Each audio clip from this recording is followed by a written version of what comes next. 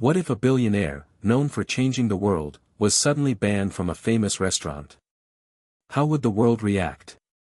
The question lingered in the air, as if teasing the possibility of the unimaginable. The type of event that was so outlandish it couldn't possibly be true.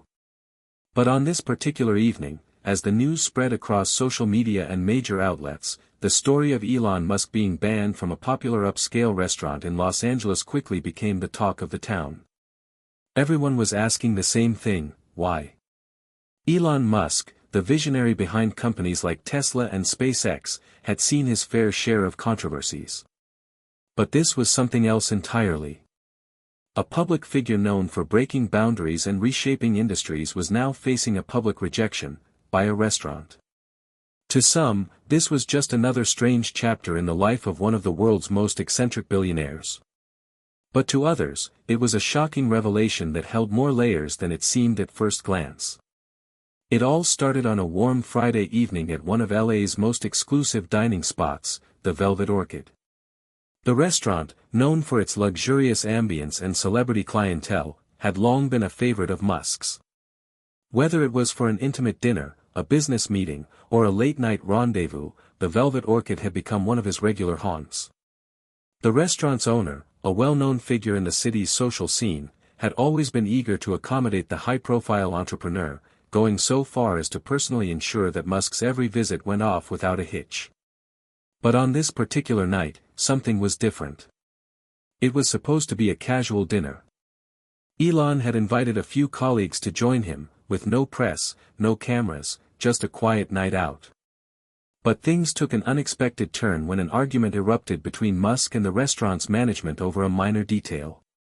A misunderstanding over a seating arrangement, followed by an escalating exchange of words, quickly spiraled out of control. One thing led to another, and before anyone realized what had happened, Elon Musk was told to leave the premises.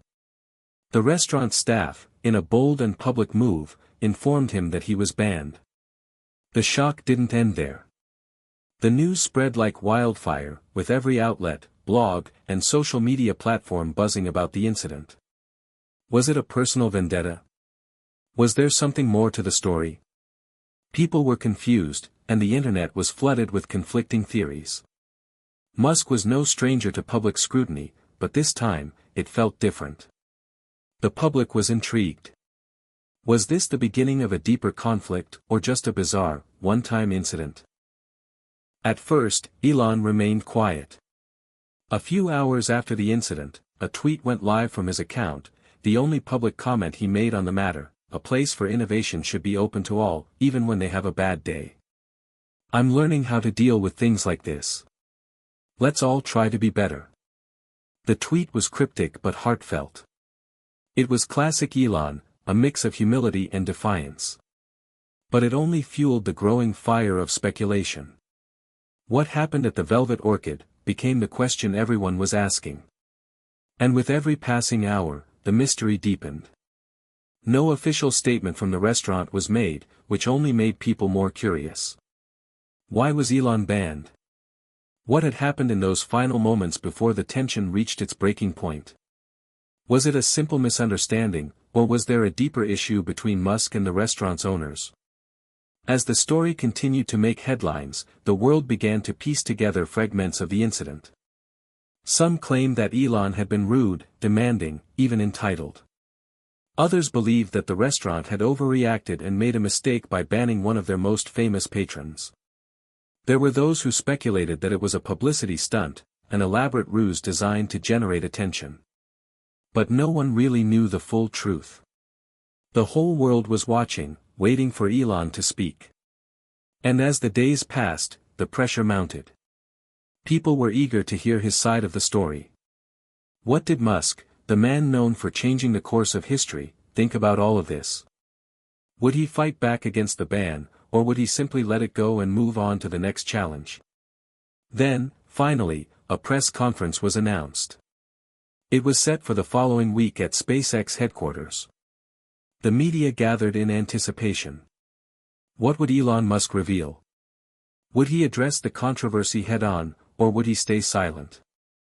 His decision to hold a press conference left everyone on edge.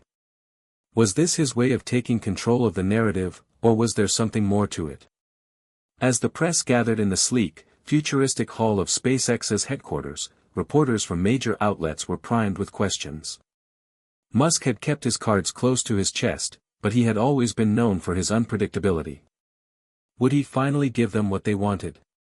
Or would he leave them even more confused than before? The world was about to learn the truth behind the shocking ban from the Velvet Orchid. And little did they know, it would set off a chain of events that would change everything. Before the press conference even began, the question loomed large: what happened at the Velvet Orchid? Elon Musk had been banned from a restaurant. What he did next would shock everyone. Hit subscribe and leave a comment with where you're watching from. This story might just spark a new beginning. What's one thing that always pushes you forward, even when things get tough? Elon Musk had always been a man of contradictions. To some, he was a genius, the mind behind world-changing innovations like Tesla, SpaceX, and Neuralink. To others, he was an eccentric billionaire with a penchant for making controversial statements and unpredictable moves. But no matter how the public viewed him, one thing was undeniable: Musk was always at the center of attention. Born in Pretoria, South Africa, Musk's journey to the top of the tech world had been anything but easy. He wasn't born with a silver spoon in his mouth. His parents, though educated and supportive, weren't wealthy by any means. Elon's early years were marked by a fierce determination to succeed. He was known for his insatiable curiosity, devouring books on science and technology, often reading several in a single day. It wasn't long before he developed an interest in computers, teaching himself programming at the age of 12. By the time he was a teenager, he had already started selling his first software, a video game he created called Blaster. After moving to the United States in the early 90s, Elon attended the University of Pennsylvania, where he earned degrees in both economics and physics. But instead of sticking to a traditional career path, Musk's hunger for innovation pushed him toward entrepreneurship.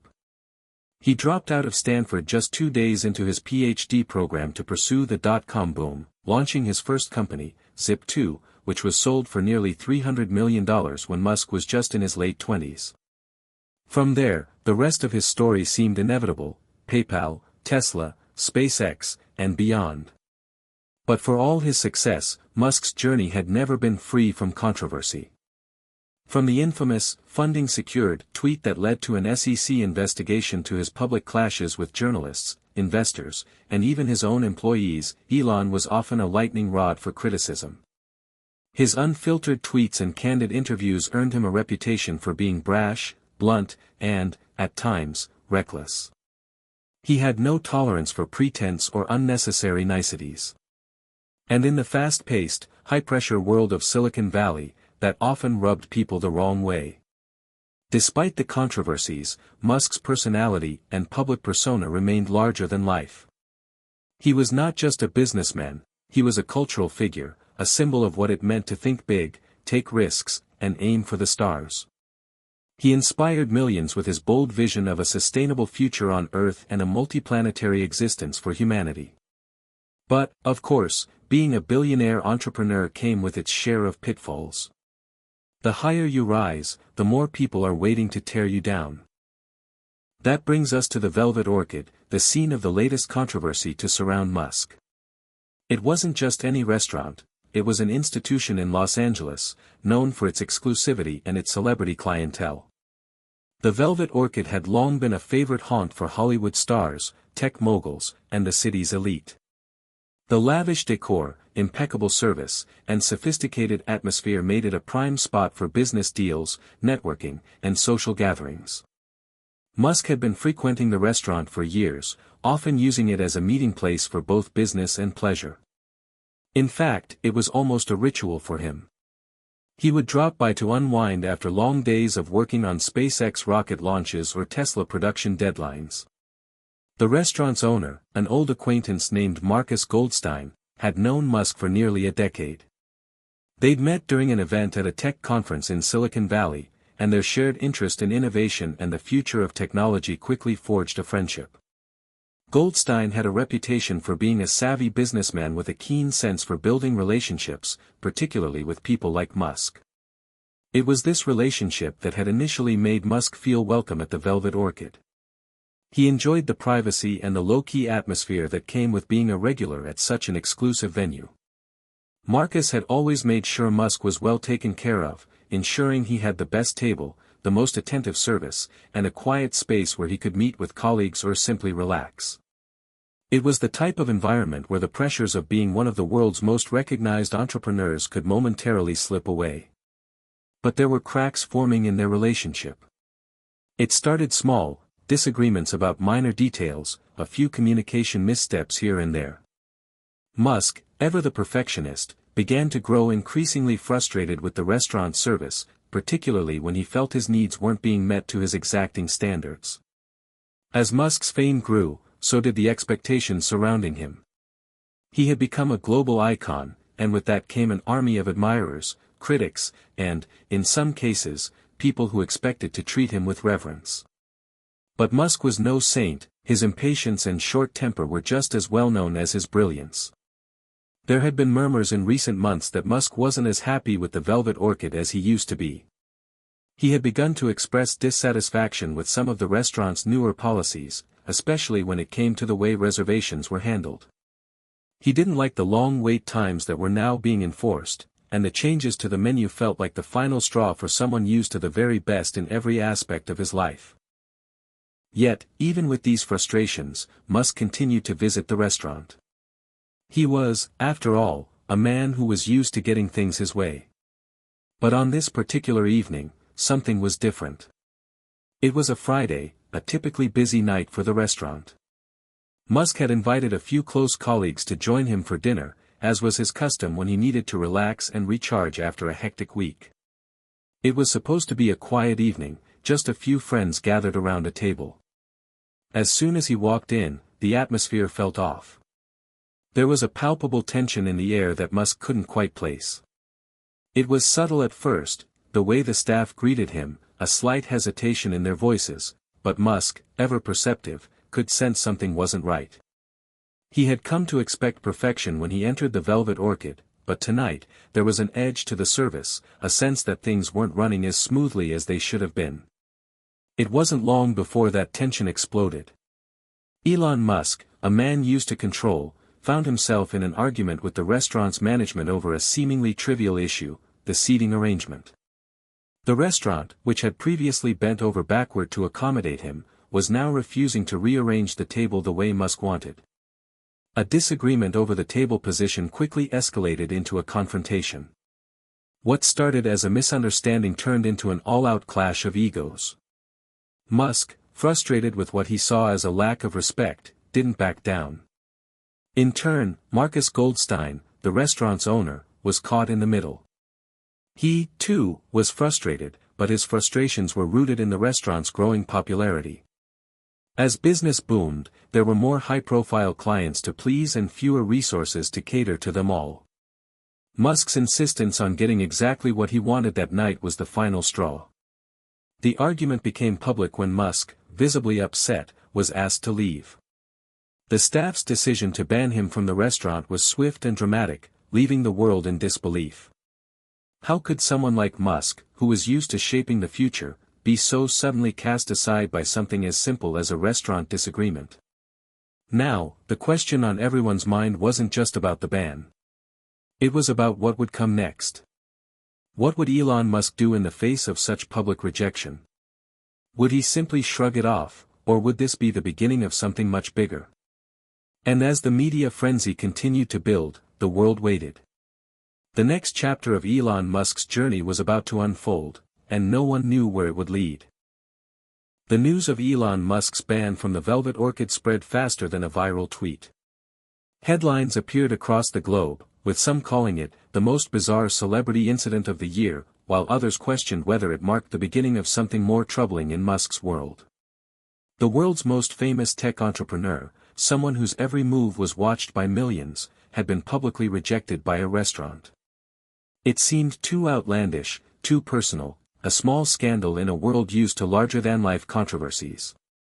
But for those who followed Musk's journey closely, they sensed that something deeper might be at play. Elon Musk was no stranger to conflict. In fact, it had followed him throughout his entire career. Whether it was battling investors who questioned his vision, feuding with journalists who criticized his work, or dealing with the endless pressure that came with being at the helm of multiple billion-dollar companies, conflict was something Musk knew how to handle, at least on the surface. His quick wit and defiant attitude often made him seem untouchable, as though he thrived in the chaos. But this was different. This wasn't a Twitter battle or a corporate dispute. This was something that cut to the heart of Musk's very identity, his place in society.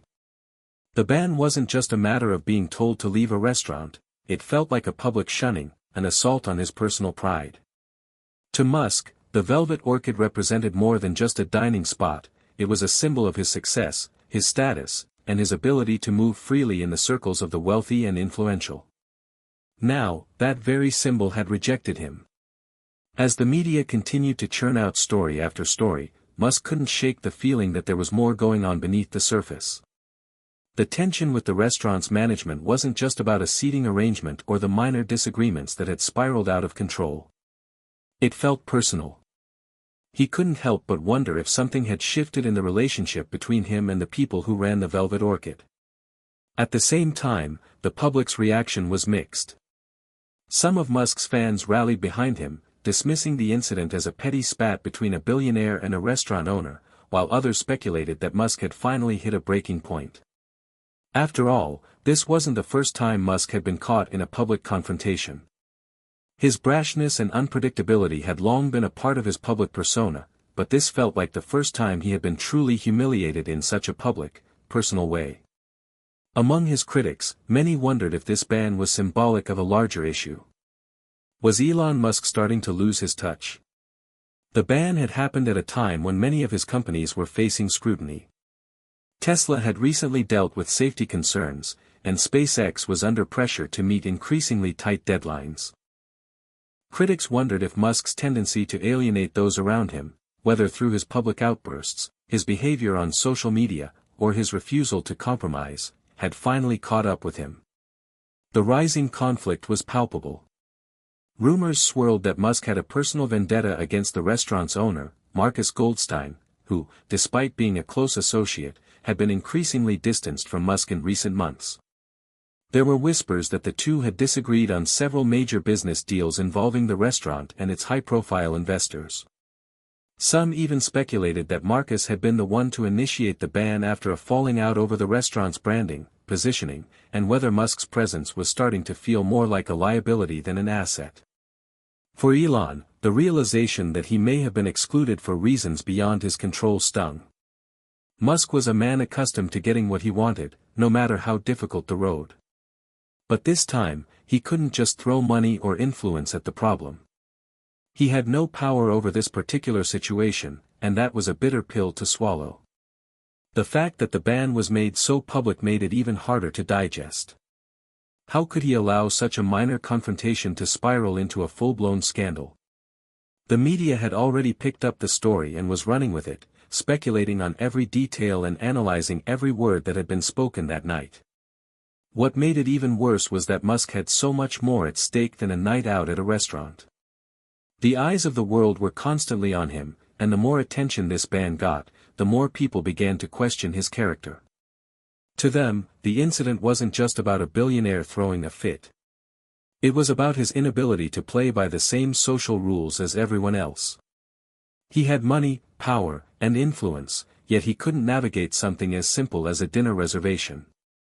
It was the kind of story that could make even the most faithful fans begin to doubt the man behind the curtain. But Elon Musk wasn't a man to let things slide. He had never backed down from a fight, no matter how small or insignificant it seemed to others. And if this conflict with the Velvet Orchid was going to be anything more than a brief footnote in the story of his life, he had to make it his fight. The public's curiosity was growing, and Musk knew that in order to take control of the narrative, he had to act. Silence would only allow the rumors to fester and the speculation to thrive.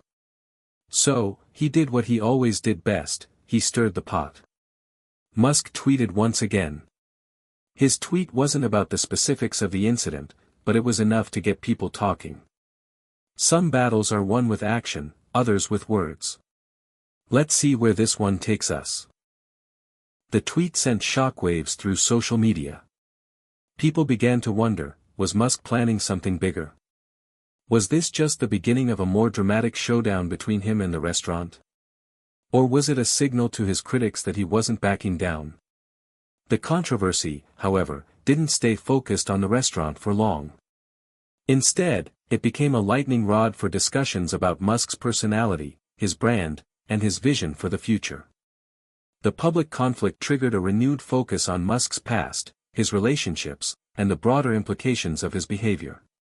At the same time, rumors continued to swirl that Musk wasn't just concerned about his personal reputation, he was worried about how this would affect his companies. Could Tesla, which was still riding the waves of public perception, survive if Musk's personal brand became tainted?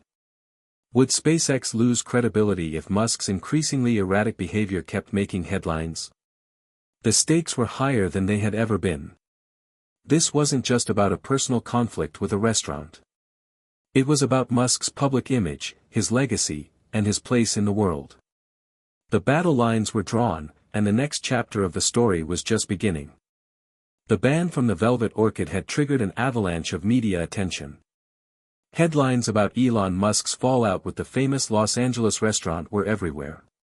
What had started as a seemingly petty dispute between a billionaire entrepreneur and an exclusive restaurant had now morphed into a public spectacle, a new chapter in Musk's ever-evolving saga.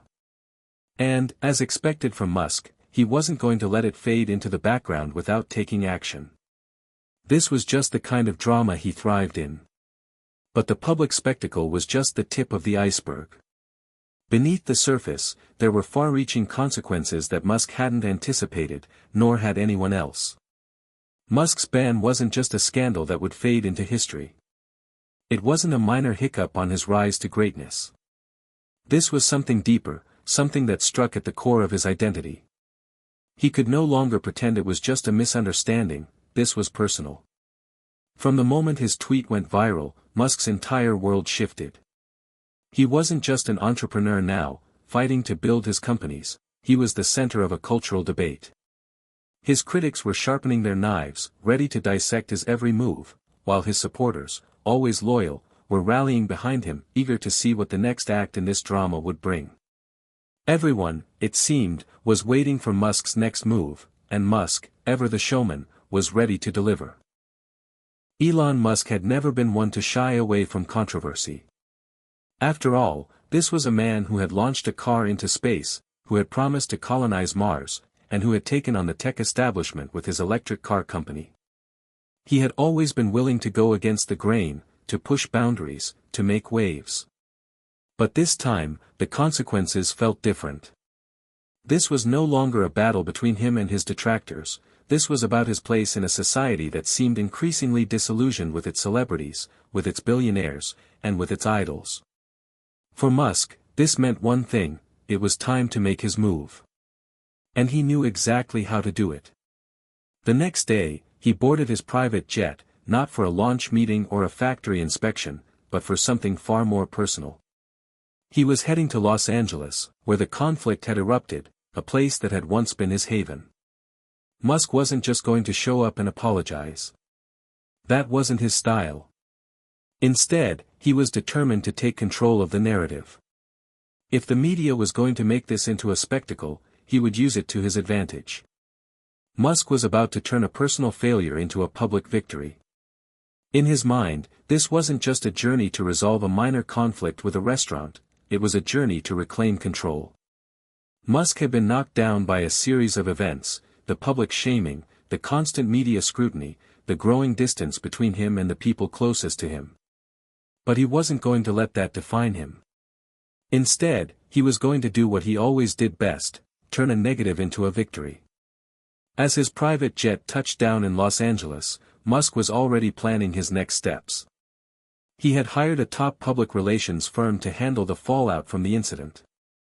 His team was already working overtime to strategize the best possible response. But Musk wasn't going to wait around for a carefully crafted statement. He had a more direct approach in mind. His first stop was going to be the Velvet Orchid itself.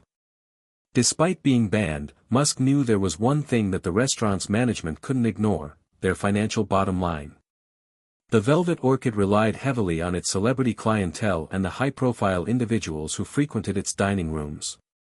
Musk was one of their most important customers, and while they may have rejected him for now, he knew there was a possibility they could be swayed by the right offer. But Musk wasn't just interested in making a deal. He wasn't going to beg for a second chance. Instead, he wanted to send a message to the restaurant and to the world. Arriving at the Velvet Orchid, Musk wasn't met with the warm welcome he had once received. The doorman, a young man who had no doubt heard the rumors, hesitated for a moment when he saw Musk approach. Musk flashed a quick smile, the kind that made people uncomfortable. He was used to this. He had spent his entire life navigating situations where people thought they could get away with undermining him. But they didn't know who they were dealing with. Not anymore. Musk stepped inside the restaurant, and every eye in the room turned to him. The atmosphere was charged with tension. There was no mistaking it, the Velvet Orchid had always been about exclusivity, about maintaining a carefully curated environment. Musk was no longer part of that world, at least, not by their rules. But he wasn't there to apologize. He wasn't there to play by their rules. He was there to make his own. He walked directly to the hostess station, where the manager, a middle-aged woman with a nervous smile, greeted him. "Mr. Musk, we didn't expect to see you here," she said, trying to maintain composure. "You didn't expect me?" Musk replied, his voice calm but laced with an edge of challenge. "I don't expect much these days." The tension in the air was palpable, but Musk wasn't fazed. He had been in far worse situations. "I came to talk," he continued. "Not just to you, but to the people who run this place.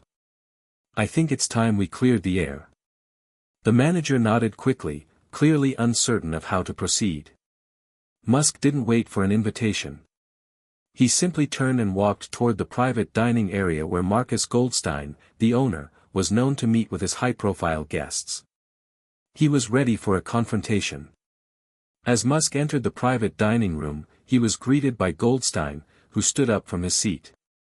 The two men exchanged a brief, cold handshake. It was clear that both were aware of the stakes.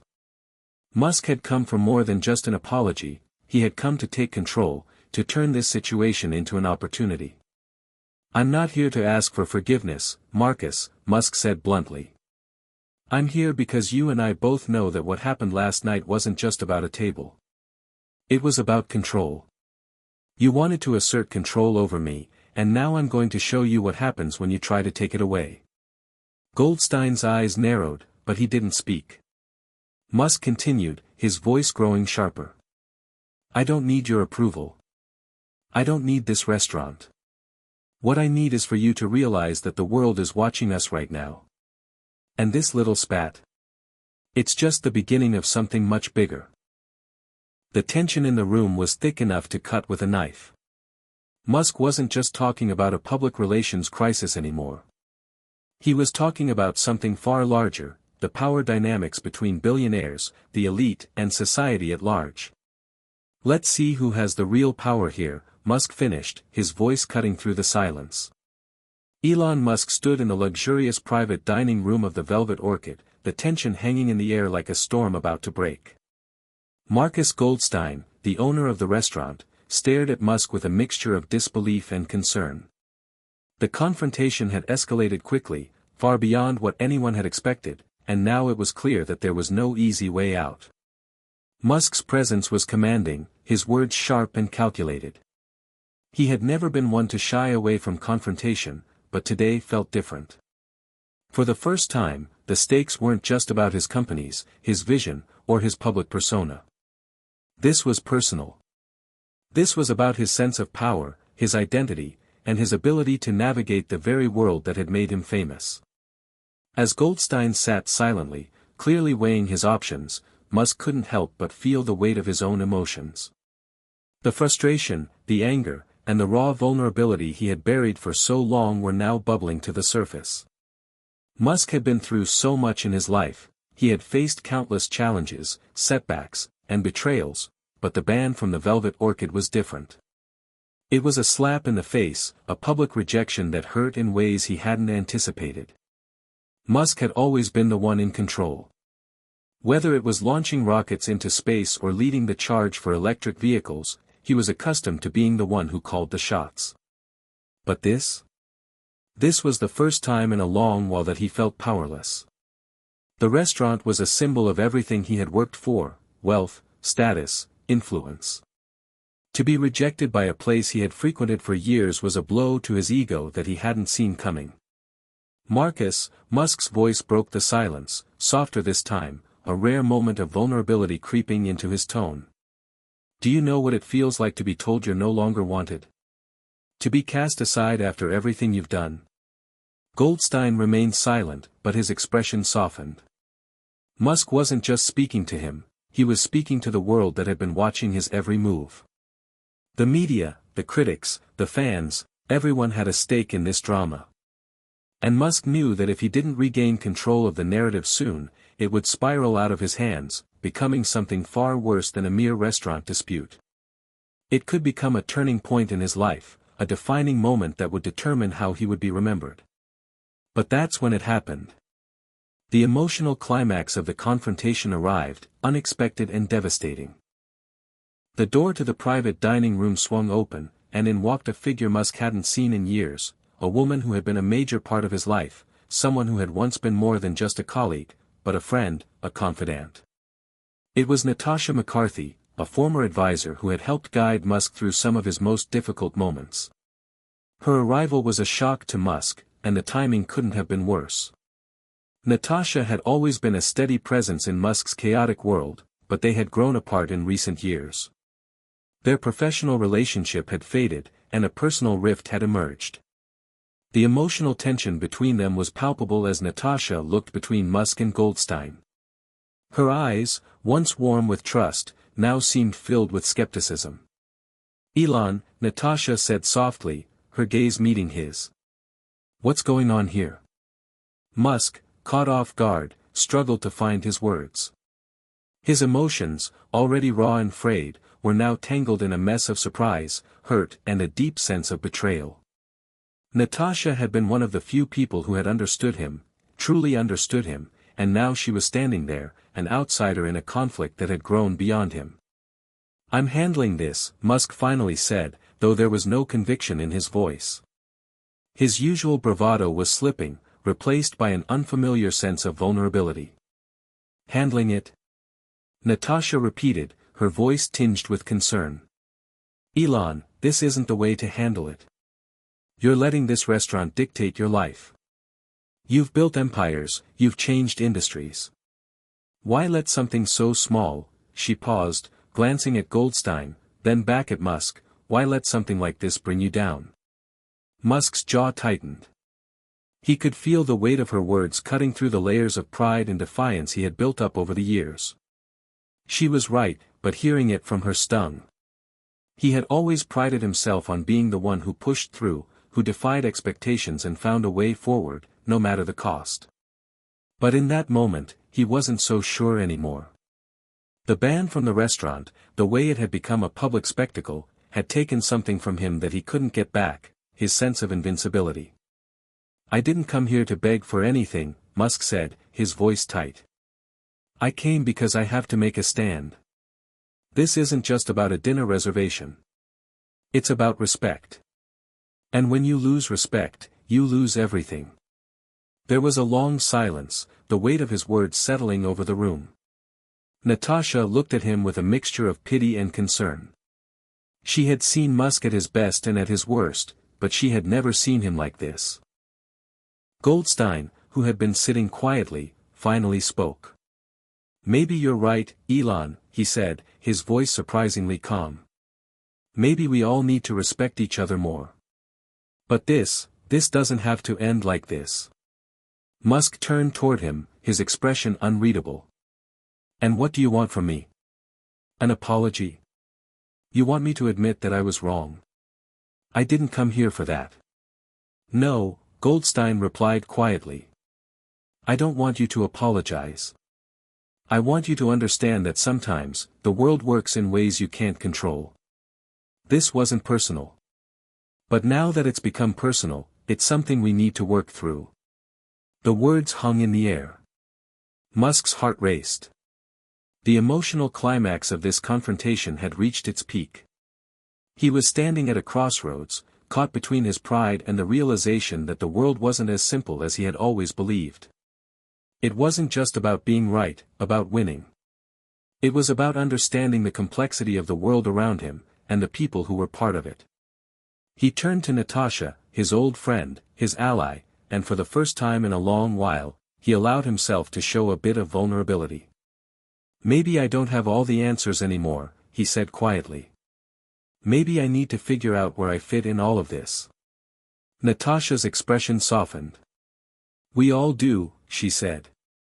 But you have to start somewhere.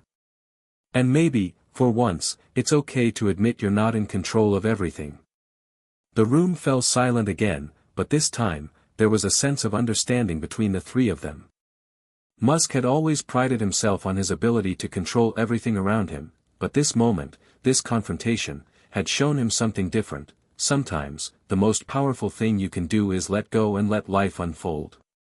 The air in the Velvet Orchid's private dining room seemed to hum with an energy unlike any Musk had felt in years. For a man whose life had been driven by relentless ambition and the pursuit of control, the conversation that had unfolded in the last few moments was a jarring experience. As Natasha's words echoed in his mind, he couldn't shake the sense that something fundamental had shifted within him. He was no longer just a man trying to prove his dominance over the world, he was beginning to realize that he, too, had limits. For the first time, he felt an unfamiliar vulnerability seep into his core. The pride that had long served as his armor now felt heavy. The world he had worked so tirelessly to build, his companies, his empire, seemed distant, almost irrelevant, in the face of this raw emotional encounter. What was he truly fighting for? As the seconds passed in silence, Musk finally broke the stillness. You're right, he admitted, his voice quieter than it had been in years. I've been pushing so hard to control everything. To be the one who has all the answers. But maybe I've been missing something. Goldstein, who had remained relatively passive during the exchange, shifted slightly in his seat. It's not too late to change, Elon. Nobody's perfect. I've seen billionaires and moguls come and go, and the ones who last are the ones who understand that they don't have all the answers, that they can't do everything alone. Musk nodded slowly, feeling a sense of weight lift off his shoulders. The journey had always been about proving something to others, but now it was about something far more profound, proving something to himself. Natasha, standing quietly beside him, offered a small but genuine smile. It was clear that her presence had a calming effect on him, even if the relationship between them had been strained over time. Musk had always been surrounded by people, but Natasha had always been one of the few who truly understood the complexities of his mind. Maybe it's time to take a step back, Natasha said softly. Sometimes, the best way to go forward is to let things unfold naturally, to stop forcing the pieces into place. You've done enough. Let others help you now. The idea of letting go, of allowing others to take the reins, felt foreign to Musk. He was used to being the one who made the decisions, who took risks, who bore the weight of the world on his shoulders. But in that moment, he saw the truth in Natasha's words. He had spent so much time trying to control every detail of his life that he had forgotten the power of letting go. Perhaps, in this instance, the key wasn't to fight for what was already his, but to allow the universe to open new doors. Musk stood up from the table and turned to face the large glass windows that overlooked the city skyline. Los Angeles stretched out before him, a glittering mosaic of lights that seemed so distant, almost surreal. His empire, his wealth, and his vision felt small in comparison to the vast expanse of the world outside. There was a realization, one that was both frightening and liberating: the future wasn't something he could predict or control. It was something that had to be discovered. I've spent so much time chasing control that I forgot what it means to live in the moment, Musk said, his voice filled with a sense of melancholy. I thought I could fix everything. But maybe I can't. Natasha walked over to him and placed a hand gently on his shoulder. You don't have to fix everything, Elon. You just have to keep moving forward. The simplicity of her words struck Musk harder than any business strategy or technological breakthrough ever had. For the first time in years, he allowed himself to let go of the heavy burden of control, to accept the uncertainty of the future, and to embrace the idea that maybe, just maybe, there was more to life than endless success and achievement. Goldstein, sensing the shift in the room, cleared his throat. Elon, I'm sorry for the way things went down. The ban, well, it wasn't personal. But I get it now. If you're willing to move past this, I'll do the same. I respect what you've done. But sometimes, we all need to learn when to step back and breathe. Musk turned toward him, and for the first time, he offered a genuine smile. Thank you, Marcus. Maybe this was a lesson I needed more than I thought. I didn't come here looking for an apology, but I think I found something else, perspective. Goldstein nodded, offering a silent acknowledgement. It was a small moment, but one that held weight. The tension between them had dissipated, replaced by a newfound understanding. What had started as a bitter conflict was now beginning to feel like an opportunity for growth. As the three of them left the private dining room and stepped into the bright Los Angeles night, the weight of the situation seemed lighter. Musk's mind was spinning with thoughts of the future, but for once, they weren't thoughts of control or conquest. They were thoughts of change, personal, professional, and philosophical change. There was still much to be done, many battles to fight, and countless risks to take. But Musk knew now that the journey wouldn't be about dominating the world or conquering every challenge. It would be about finding balance. It would be about recognizing when to push forward and when to step back. And perhaps, most importantly, it would be about learning to let go. The days following the confrontation at the Velvet Orchid were unlike any that Elon Musk had experienced in his entire career.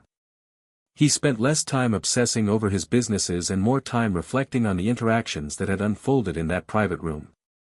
The world, it seemed, was no longer as simple as launching rockets into space or building electric cars. The stakes had changed. Musk's newfound vulnerability wasn't something he was used to embracing, but it was undeniable. The incident with the restaurant had shifted something deep within him. As much as he had worked to distance himself from the emotions that had once threatened to overwhelm him, the reality was clear: he had been running on autopilot for far too long. He knew he needed to find a new way forward. That evening, as he sat alone in his office at SpaceX, a message pinged on his phone, a notification that made his heart skip a beat. It was from Natasha McCarthy, the woman whose words had left an indelible mark on him. I've been thinking about our conversation, the text read. Maybe you should take a closer look at something you've been overlooking. Let's meet. I have an idea that could change everything. Musk's eyes narrowed. Natasha had always been a brilliant strategist, a woman capable of seeing through the noise and identifying the heart of a problem. But what could she possibly have in mind? He had no idea, but his curiosity was piqued. He quickly typed back, "Let's talk." When and where? The next afternoon, Musk found himself sitting in a sleek, minimalist cafe in downtown Los Angeles, the sun streaming through the windows and casting long shadows on the wooden floor. Natasha sat across from him, her expression one of quiet resolve. Musk hadn't seen her in over a year, and yet it felt as if no time had passed. She hadn't changed. Her eyes were still sharp, her posture still confident. But something was different. There was a certain energy about her, a new intensity that Musk couldn't quite place. "You're still trying to control everything, aren't you?" Natasha asked as soon as they sat down. There was no preamble, no pleasantries. She got right to the point. Musk frowned but didn't deny it. "I'm trying to get things back on track, Natasha. I lost sight of what really matters. This ban, this whole mess, it's just one example of how things got out of hand. Natasha leaned forward, her fingers tapping lightly on her coffee cup. I don't think it's just about the ban. You're trying to fight a battle that's already been won. You've built an empire. But now, it's about managing the fallout, not controlling every little piece of it. The thing you need to realize is that you can't keep fighting the same way. You need new allies. Musk raised an eyebrow. New allies? She nodded. Yes. And not the kind of allies you've had before, people who just follow your lead. I'm talking about partnerships that are more dynamic. People who challenge you. Who make you see things in a new way. It's about collaboration, not domination. Musk leaned back, taking a moment to digest her words. He was still trying to wrap his mind around the shift she was suggesting. The idea of collaborating was not one that came naturally to him. His approach had always been to lead, to push others to follow his vision, and to dominate industries. But Natasha's words struck a chord with him. Maybe the world wasn't about his vision anymore. Maybe it was about creating something larger than just his individual successes. You want me to change how I do business? Musk asked skeptically. No, I want you to evolve, Natasha replied firmly. And the first step is realizing that you can't do it all yourself. You need people who will challenge you, who will bring fresh perspectives. Only then can you truly innovate on the next level. I know a few people who might be the perfect fit. Musk considered her words for a moment, his mind racing. Could this be the breakthrough he had been searching for? Could letting go of his absolute control actually open new doors? It was a terrifying thought, one that challenged everything he had known about leadership and success. What are you suggesting? Musk finally asked. I'm suggesting that you let me introduce you to some potential collaborators. These people are pioneers in their own fields, and they have the kind of disruptive thinking you need. You don't have to throw away your vision, Elon. But you need to surround yourself with those who can make it bigger than anything you've ever imagined. Musk sat silently for a moment, the weight of Natasha's words sinking in. His mind buzzed with possibilities. What if she was right? What if his obsession with control had been his greatest limitation all along? What if, instead of being the lone visionary, he could build something even more powerful by working alongside others who could challenge him, force him to think bigger, and push him to grow in ways he hadn't imagined? Okay, Musk said, after a long pause. Let's do it. Introduce me to these people. Natasha smiled, but it wasn't the usual smirk he was used to. This was a genuine, almost triumphant smile. You won't regret it. A few days later, Musk found himself in a high-rise conference room overlooking the city. Natasha had arranged a meeting with the first of her recommended collaborators, an eccentric billionaire inventor named Quinn Matthews. Matthews was known for his controversial ideas in the field of artificial intelligence and quantum computing. He was the kind of person Musk had always found intriguing but never quite understood. Matthews was unconventional, brash, and unapologetically eccentric, a far cry from the polished corporate world Musk was used to. As Musk entered the conference room, he immediately noticed Matthews, who was standing by the large windows, gazing out at the city below. He wore a tattered hoodie and jeans, his wild hair looking like it hadn't seen a comb in days. But there was something magnetic about him, a kind of raw energy that Musk couldn't deny. You're Elon Musk, right? Matthews said without turning around, his voice playful but sharp. I've heard a lot about you. Some good, some bad. But honestly, I'm just glad you're here. We have a lot to talk about. Musk raised an eyebrow. This was the person Natasha thought could challenge him. All right, let's talk, Musk said, trying to mask the curiosity that bubbled up inside him. The next few hours were a whirlwind. Matthews spoke in rapid-fire bursts, challenging Musk's ideas, asking difficult questions, and proposing theories that seemed outlandish at first but were surprisingly plausible upon further consideration. As Musk listened, he felt his old mindset slowly unraveling. Matthews wasn't just another business partner, he was a provocateur, a mind capable of seeing the world in ways Musk hadn't considered.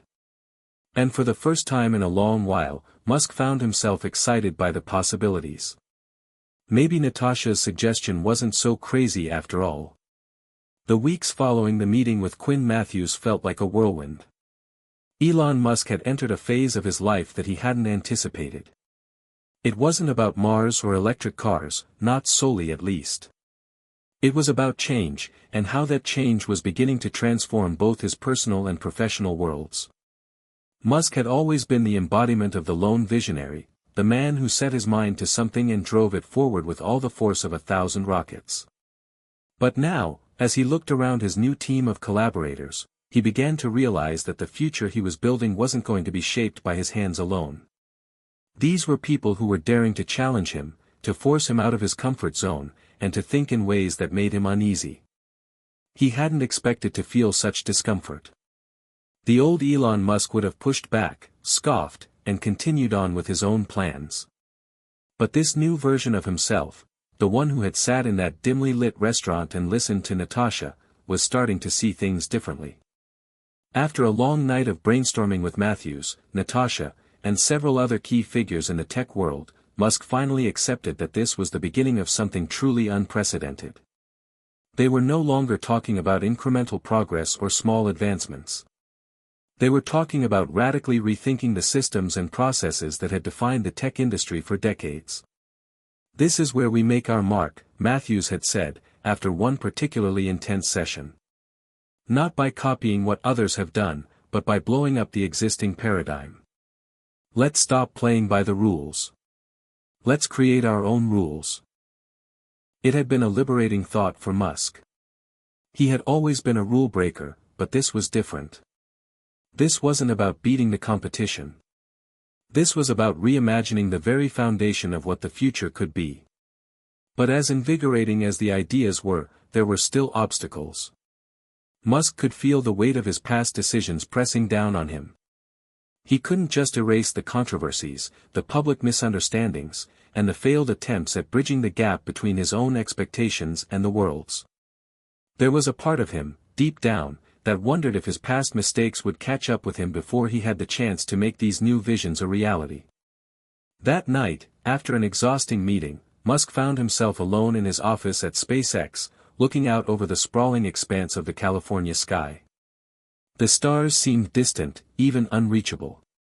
He thought about the trajectory of his life, the long hours, the relentless pursuit of success, and the sense of isolation that had crept in despite all his accomplishments. He had always been surrounded by people, but had he ever really been seen? Had he ever allowed himself to be seen? His phone buzzed, snapping him from his thoughts. It was a text from Natasha. "I think you're ready for the next step. Let's meet tomorrow. We need to talk about the next move, big picture stuff. You've been focusing on the small details too long." Musk stared at the screen for a moment, considering her words.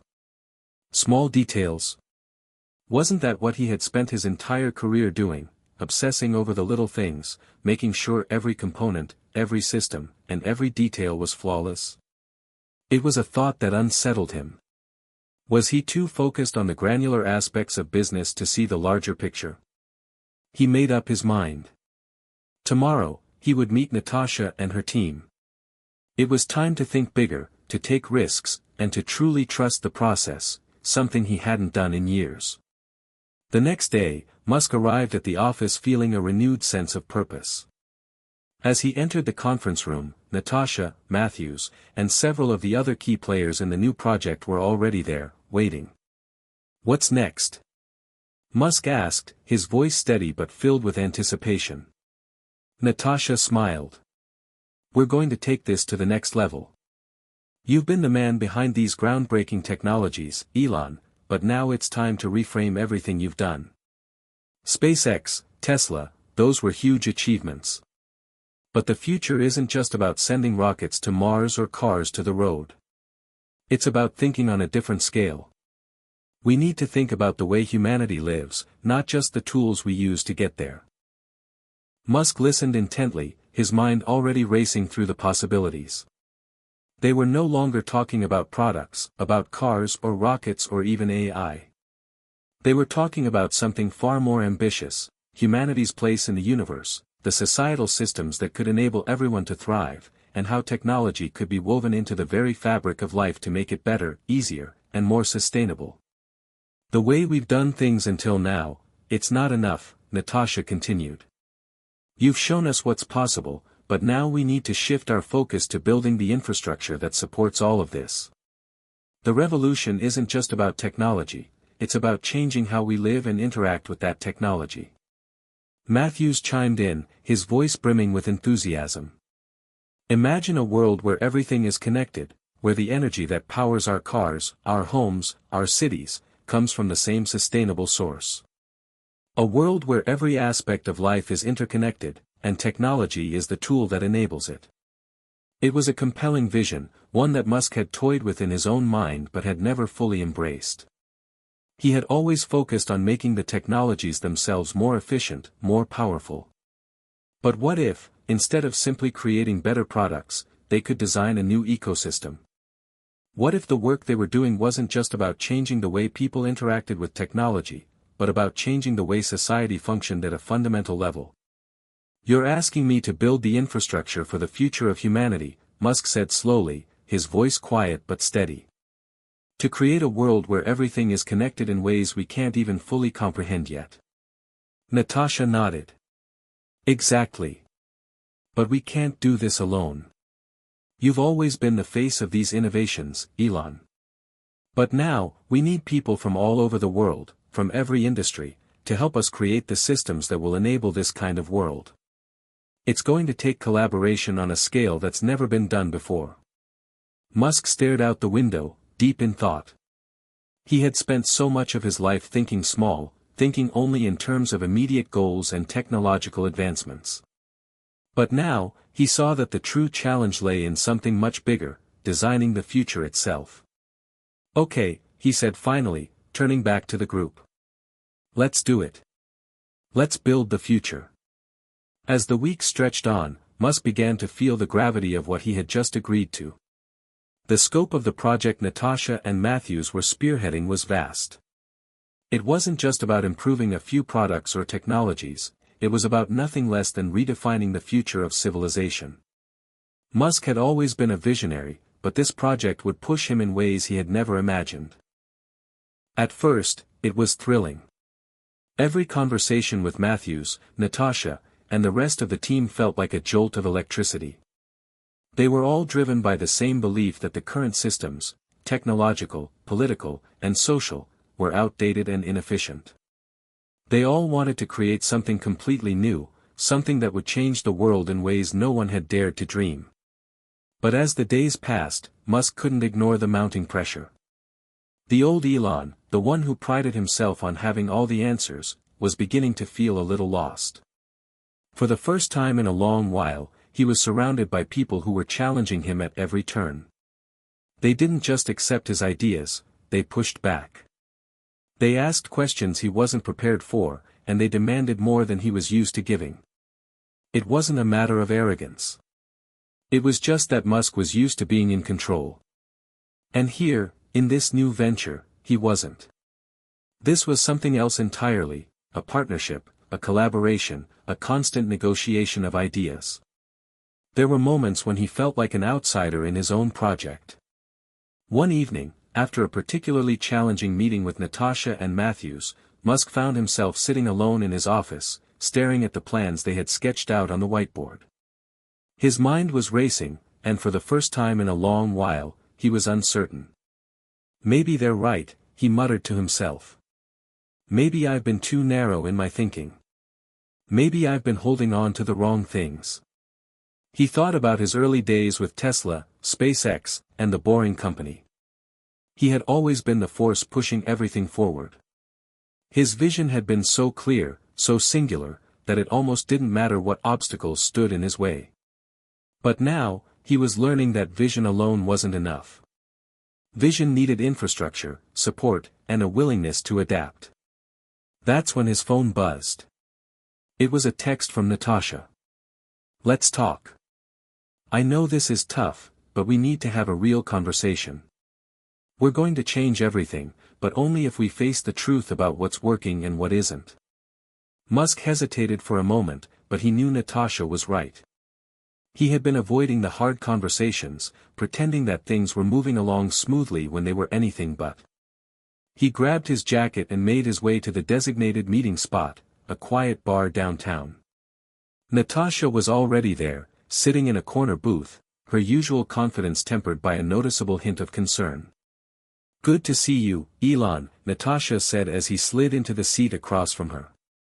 She gave him a smile, but it didn't quite reach her eyes.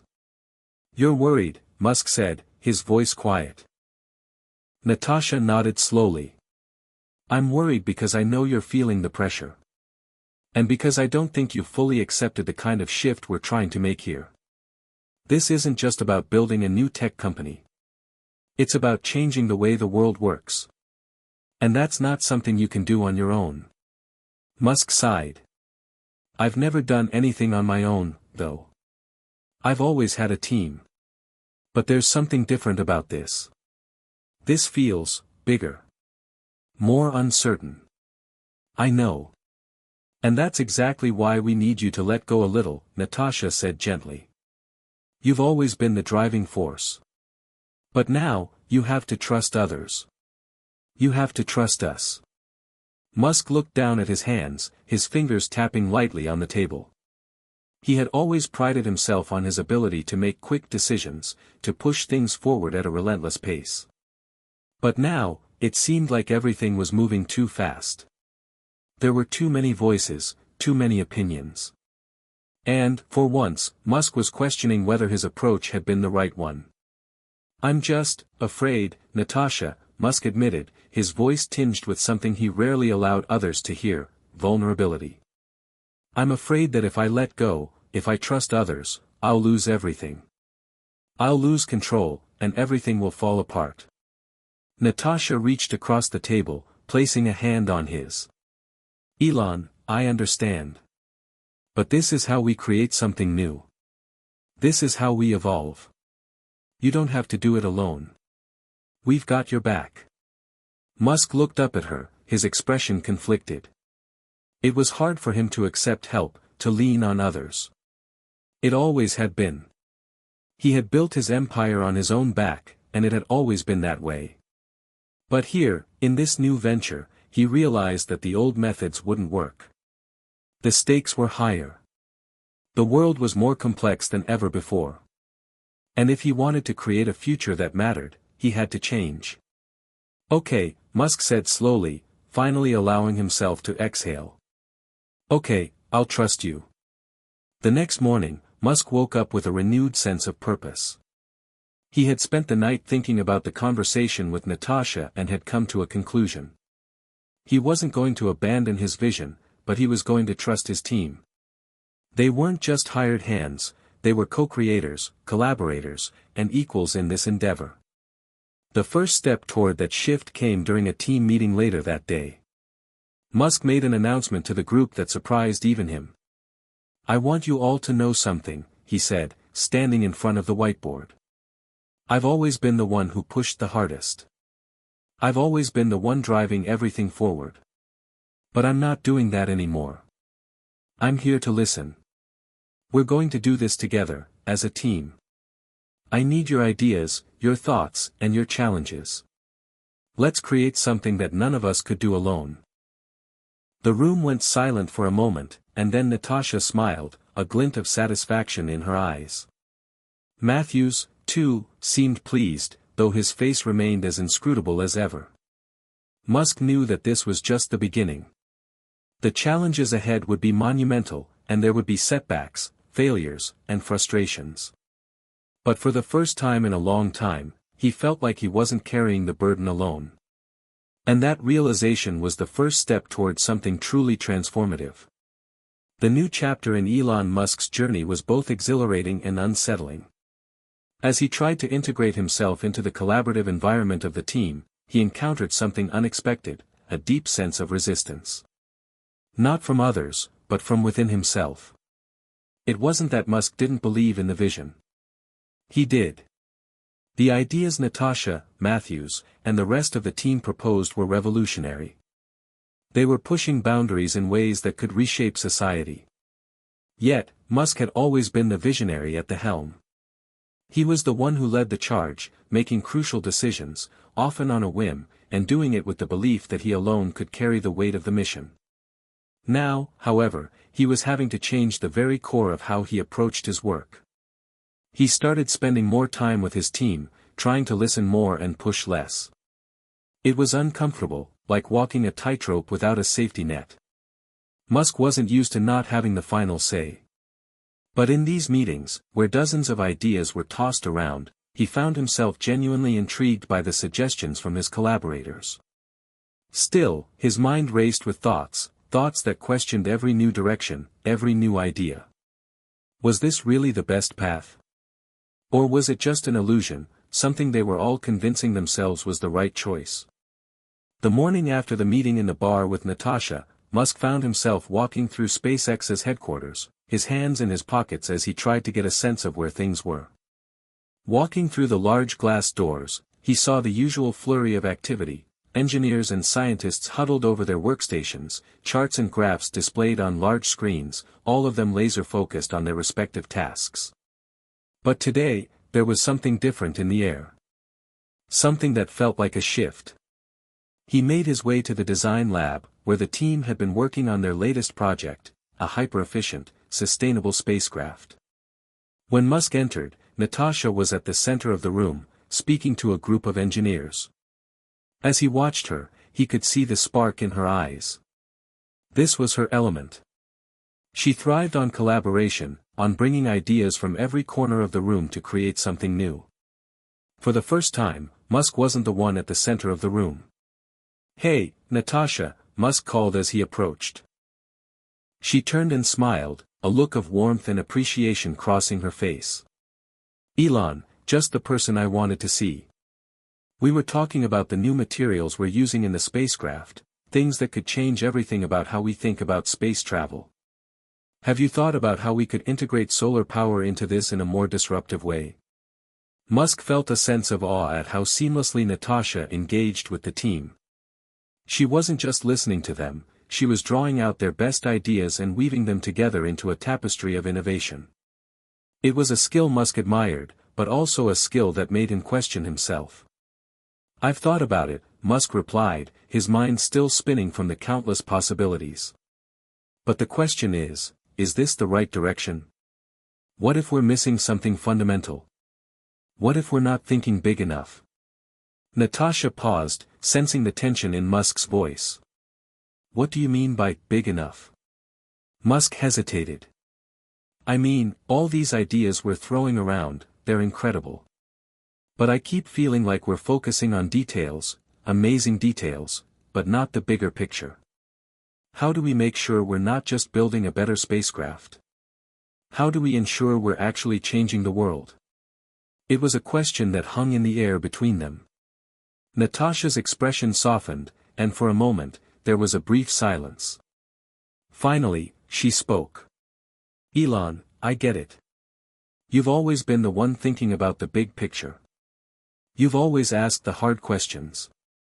But sometimes, the big picture is made up of smaller pieces, innovations, advancements, ideas that connect in ways we haven't yet imagined. Maybe this is a moment for us to focus on those pieces and trust that the bigger picture will reveal itself." Musk nodded slowly. He could feel the truth in her words, but it was hard for him to let go of his need for a grand, singular vision. He had always operated in terms of the future, of disrupting the world, and those ideas were imprinted on him. Yet, Natasha was right. They were at the beginning of something bigger than any one individual's vision. They were trying to build a collaborative future, one that was based not just on his ideas, but on the collective power of the entire team. "Maybe you're right," Musk admitted. "Maybe it's not about one giant leap, but about a series of steps that will ultimately get us there." "I think we're already on our way," Natasha said with a grin. "You're doing the hard part. Letting go. And that's where the magic happens." Later that day, Musk had another important meeting, this time with the team that had been working on Tesla's new autonomous driving technology.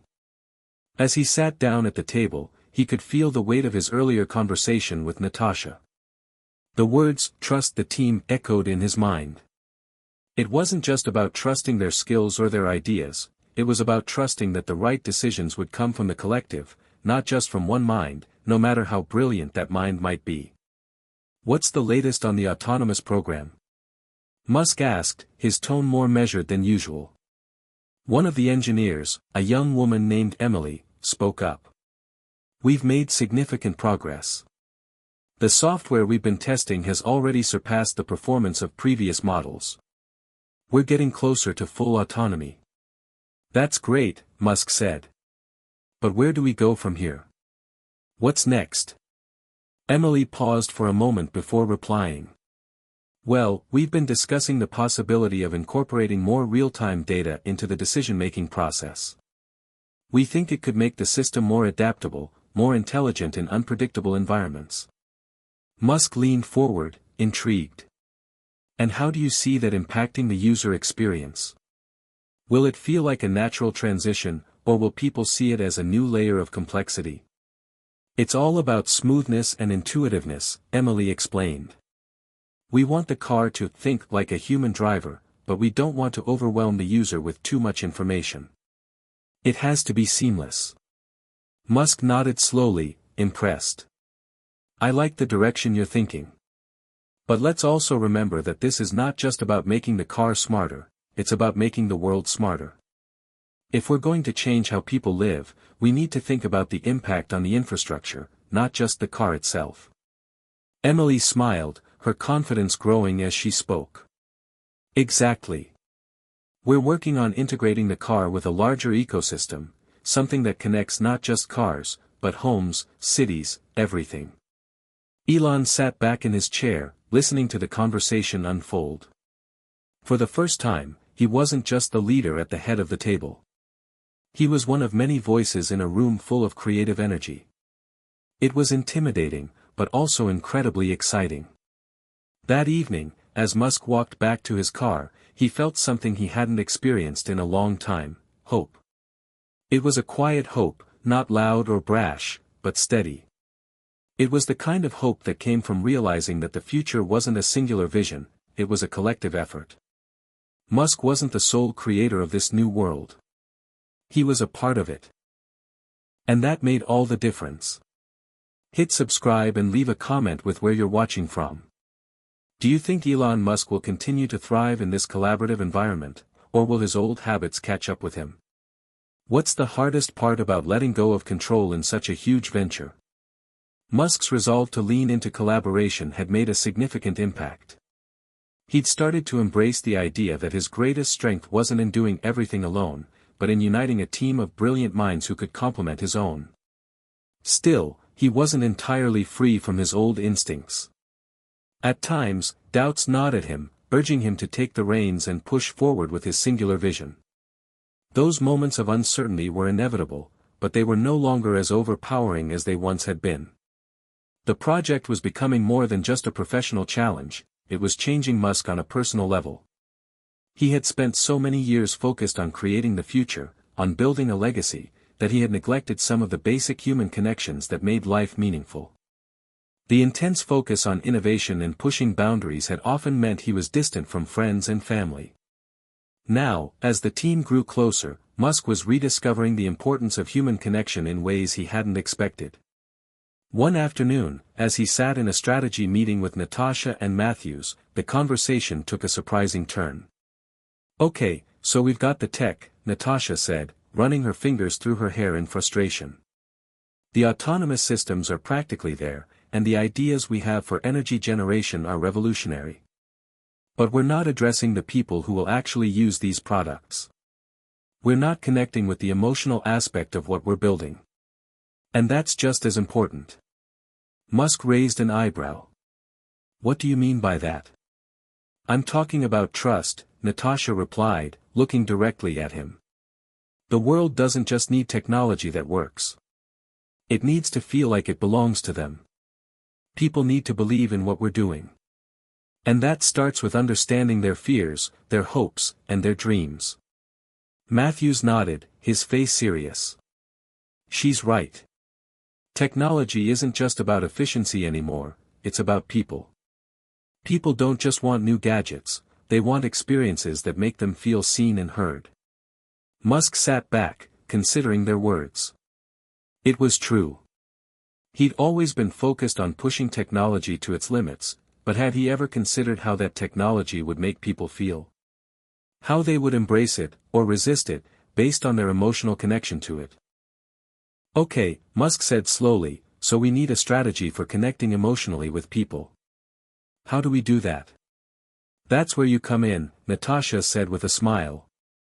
You're the one who has always led with a bold vision. You can't just show people the product. You need to show them the world they'll live in when this technology is out there. You need to show them how it'll change their lives, not just for the better, but in ways that are personal to them. It was a challenge Musk hadn't expected, but it sparked something inside him. He had always been able to see the future in terms of technological advancement, but now he realized that the emotional aspect of the journey was just as important. After all, no one would buy into a new way of living unless they felt that living that way was meaningful. We need a story, Musk said, the idea suddenly crystallizing in his mind. Not just a product story, but a human story. Something that resonates with people at their core. A story about why this technology is essential for their lives. Natasha grinned. Exactly. You've got the vision. Now, let's give people something they can emotionally connect with. As the days went by, Musk became consumed with this new challenge. He began thinking differently about how the company and its technology could be presented to the public. It wasn't enough to create groundbreaking products, they needed to tell a story that went beyond the science and the specs. They needed a narrative that people could relate to, a story of transformation, of a better future, of hope. He spent hours in meetings with his marketing team, brainstorming ideas that would tell the story of how the technology they were creating would change the lives of ordinary people. Instead of simply showcasing the tech, they would showcase how it impacted the everyday lives of their customers, how it made their routines easier, safer, and more fulfilling. Imagine a family driving down the highway, effortlessly trusting their car to get them to their destination, Musk said during one brainstorming session. What if it wasn't just about convenience, but about peace of mind? About knowing that your family is safe, that you can focus on the road ahead and not worry about what might happen next. That's the kind of feeling we want to evoke. The marketing team nodded, their pens flying across notepads. That's powerful, one of them said. It's not just about the car, it's about the journey. The experience. Musk leaned forward, his mind racing with ideas. Exactly. And let's take it further. What if we could create a future where this technology is so ubiquitous that it's integrated into every aspect of our daily lives? Imagine a world where our homes, our cities, our transportation systems are all connected, where everything works in harmony to make our lives easier, more fulfilling. It was the beginning of a new direction for Musk's companies. The focus was no longer just on technology for the sake of advancement. It was on creating experiences that would truly enhance people's lives. They would build products that didn't just work, they would work for people, in ways that made them feel safe, empowered, and excited about the future. Meanwhile, the project's momentum continued to build, and Musk's sense of purpose grew. He spent more time with the team, working closely with them, but he also made time for other aspects of his life. He reconnected with his family, reaching out to his ex-wife, Justine, and spending more time with his children. He even started to carve out small moments for himself, long walks, reading, and quiet moments of reflection. It was as though the act of letting go, of opening himself up to others, had also opened up parts of himself he had long neglected. But even as Musk moved forward with this new mindset, there was a looming question that remained unanswered: could he truly change the world by relying on collaboration? Could he, Elon Musk, the man who had built an empire on his own vision, embrace a new way of leading? He didn't have the answer yet. But as he sat at his desk one evening, looking out at the horizon, he realized something. He didn't need to have all the answers right now. The journey was just as important as the destination. And in that moment, he felt ready for whatever was coming next. The pace of innovation was relentless. Every day, new breakthroughs emerged, new possibilities unfolded. Musk had learned the hard way that, in the world of high-stakes technology, things moved fast, almost too fast. But there was something about the way things were unfolding now that felt different. He was no longer the lone figure standing at the helm of his companies, driving the ship forward with only his singular vision. Instead, he was part of a collective. The once insurmountable weight of responsibility was lighter, shared among a team of passionate and intelligent people who, for the first time in years, Musk felt he could truly trust. As much as he tried to embrace this collaborative approach, however, it didn't come without its struggles. Old habits die hard, and at times, the need to control everything would surge up in him. Yet, as he sat at his desk in his private office late one night, reflecting on his journey, he realized how far he had come. This wasn't just about building the future with technology, it was about reshaping the way he thought about leadership, about the relationships he formed, and about how to best serve those around him. It was a Tuesday morning when the next major breakthrough came. The team had been working tirelessly on a new energy storage solution, one that could revolutionize everything from electric vehicles to residential energy systems. The problem, as always, had been energy density, how to store more energy in smaller, lighter batteries without sacrificing performance. They had faced failure after failure, with prototypes that didn't meet expectations, leading to sleepless nights and frustrating setbacks. Musk had seen them all, and while he was usually the first to push for faster results, he was learning to take a step back. Instead of walking into the lab and demanding answers, he had started to engage more meaningfully with the engineers. They were the experts now. He wasn't the one who needed to fix every problem, he just needed to create the space for solutions to emerge. That Tuesday, as he walked into the lab to check on their progress, he was met with a surprising sense of excitement. Natasha was standing by one of the workstations, her eyes gleaming. "Elon, you've got to see this," she said, motioning for him to come over. Musk approached the table, where a team of engineers was gathered around a small, sleek prototype. It didn't look like much, just a compact, cylindrical battery, but the energy radiating from the room was palpable. "This is the breakthrough we've been waiting for," Natasha said. "We've cracked it." Musk's eyes widened. "What do you mean, cracked it?" "We've managed to increase the energy density by nearly 40%, Natasha explained, her voice filled with pride. "This prototype is lighter, smaller, and more efficient than anything we've ever built before. And we've integrated the latest sustainable materials to ensure it's as eco-friendly as possible." Musk felt a surge of adrenaline. 40%. That was huge. It meant they could make electric cars that were even more efficient, that could travel further on a single charge. It meant solar power could be stored and used more efficiently, potentially changing how the world approached energy. He looked at the team, the faces lit up with excitement, and realized something. This wasn't just his victory. This was theirs. Every single person in that room had contributed to this moment. Musk had often been the one to push relentlessly for these kinds of breakthroughs, but now he was witnessing the power of collaboration in its truest form. It was humbling. "Congratulations, everyone," Musk said, his voice steady but filled with gratitude. "This is incredible. This is going to change the world." There was a pause, and then the room erupted in cheers. That night, as Musk lay in bed, he thought about the moment. The feeling of shared success was one he hadn't anticipated, but it was something that would stay with him for a long time. It wasn't just about the technology anymore. It was about the people who made it possible. It was about finding meaning in the journey, not just the destination. But as the excitement from the day's breakthrough wore off, he began to feel the familiar tension creeping back in. He had spent so much of his life pushing for the next big thing, the next breakthrough. It was part of who he was. But now, he realized that the pursuit of the future couldn't always be rushed. Sometimes, it had to be nurtured, cultivated, and, most importantly, shared with others. The next few weeks were a whirlwind. The energy storage breakthrough caught the attention of the media, of investors, and of everyday people who were excited about the potential it held for a more sustainable future. Musk was in the spotlight once again, but this time, he wasn't alone. Natasha, Matthews, and the entire team shared in the recognition, and Musk couldn't have been more proud.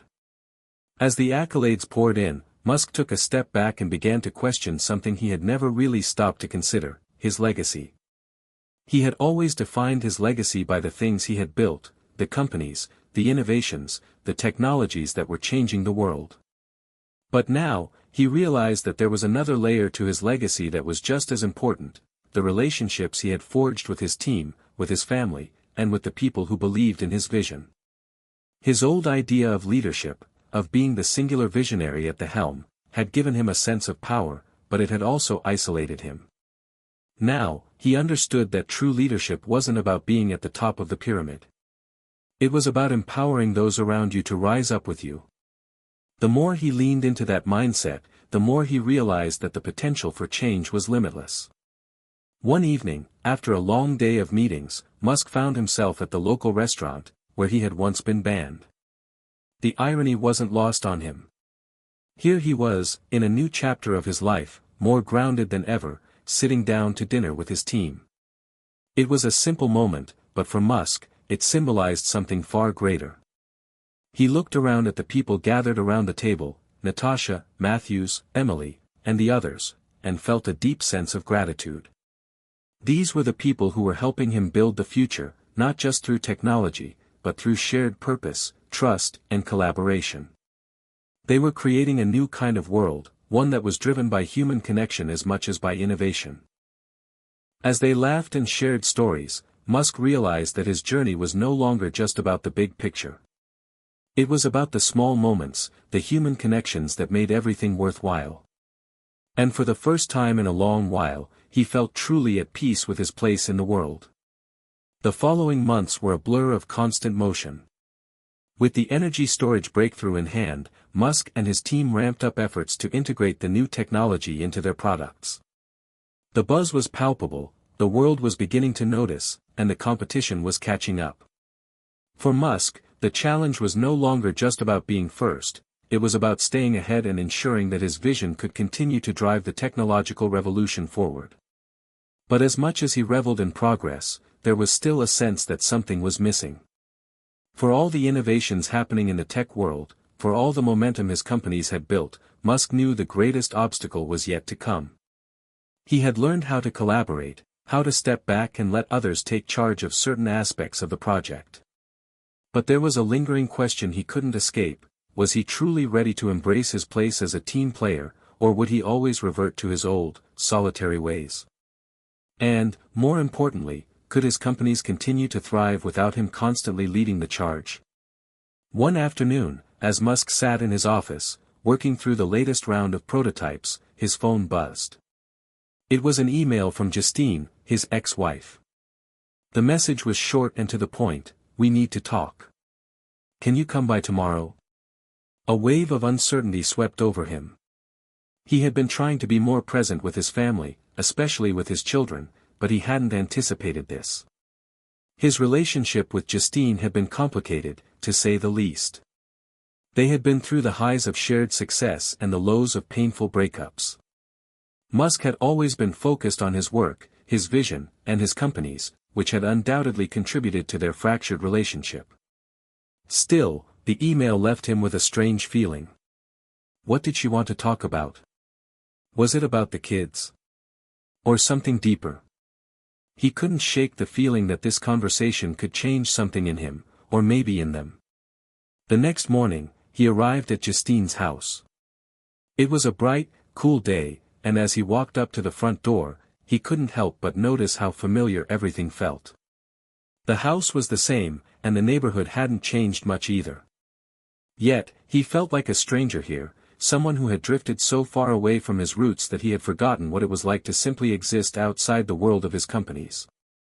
Justine opened the door, her face showing a mixture of warmth and cautiousness. Elon, she said, stepping aside to let him in. Come in, let's talk. They sat down at the kitchen table, a familiar spot from their years of marriage. The silence between them felt heavy, yet there was an unspoken understanding in the air. How have you been? Justine asked, her tone gentle, but her eyes searching his face for something, perhaps for signs of change. I've been good, Musk replied, running a hand through his hair. Busy, you know. But I'm trying to be more present. Trying to figure things out. Justine nodded, as if she understood what he meant. It's not easy, is it? The balancing act. Musk looked down at the table. No, it's not. I've always been driven by this vision, this need to create, to push the limits. But I've realized that maybe I've missed out on some things, on people. I've spent so much time trying to change the world that I forgot to focus on the world I already have. Justine's expression softened. I get that. And I'm glad you're starting to see it. But, Elon, we can't keep pretending like everything is fine if we're not taking care of the real things, our family, the things that matter most. And that's what I want to talk about. Musk felt his chest tighten. He knew where this conversation was going. It wasn't just about their past relationship, it was about the future, about the kind of father he was, the kind of person he was. Was he still capable of forming the kinds of relationships that mattered most, or had his tunnel vision for progress robbed him of that capacity? I've been thinking a lot about the kids, Justine continued, her voice steady. They're growing up so fast. And, honestly, they need you, Elon. I know you're trying, but they need more of you, your presence, your attention. It's not just about being there physically. They need you emotionally. The weight of her words hit Musk hard. It was something he knew deep down, but it had always been easier to ignore than to confront. As much as he had grown in his professional life, he realized that he hadn't grown as much in his personal life. There was still so much work to be done, on himself, on his relationships, on the people who had always been there for him. Maybe I haven't been the father they need, Musk said quietly. I've been so consumed with my vision that I've lost sight of what's really important. I'm sorry. Justine reached across the table and placed her hand on his. It was a simple gesture, but it spoke volumes. She wasn't asking for grand gestures or promises she didn't believe in. She was asking him to show up, to truly be there. And Musk, for the first time in years, felt a profound sense of clarity. Later that evening, as Musk returned to his office, the weight of the conversation lingered. He had always been so focused on building the future, on pushing boundaries, that he hadn't stopped to appreciate the relationships he already had, the people who had been with him through thick and thin. He thought about his children, about Justine, and about how much they had given him, even when he hadn't fully given back. As he sat down at his desk, his mind raced. The breakthrough with the energy storage, the growing success of his companies, the promise of a world reshaped by technology, it all seemed so important, so urgent. But now, Musk realized that it was the quieter moments that mattered most. It was the people who stood by him, who had supported him through everything, who would ultimately define his legacy. The road ahead was still filled with challenges, but now Musk felt ready to walk it with a renewed sense of purpose. He had a vision for the future, but he also had a responsibility to the present, to the people who mattered most. And for the first time in a long while, Elon Musk was beginning to understand what it meant to truly balance his work with his life. The next few weeks were filled with the kind of reflection that Musk rarely allowed himself. In between breakthrough meetings and discussions about the future of his companies, he found himself confronting the very essence of what made him who he was, the driver, the dreamer, the doer. For years, he had been in the pursuit of revolutionary change, often at the cost of his personal relationships, and now, as he tried to find balance, he knew he couldn't afford to lose sight of the larger picture. But something was nagging at him. A sense of disquiet he hadn't felt in years. While the world seemed to move in sync with his ambitions, celebrating the innovations he championed, there were subtle tensions starting to mount in his life. The success of his companies, particularly the new energy storage technology, was being met with enthusiastic reception across the globe. Investors were eager, media outlets were thrilled, and consumers were excited about what it meant for the future. Yet, beneath it all, Musk couldn't shake the feeling that something was subtly slipping out of his control. It was a feeling that had started to creep in ever since that conversation with Justine.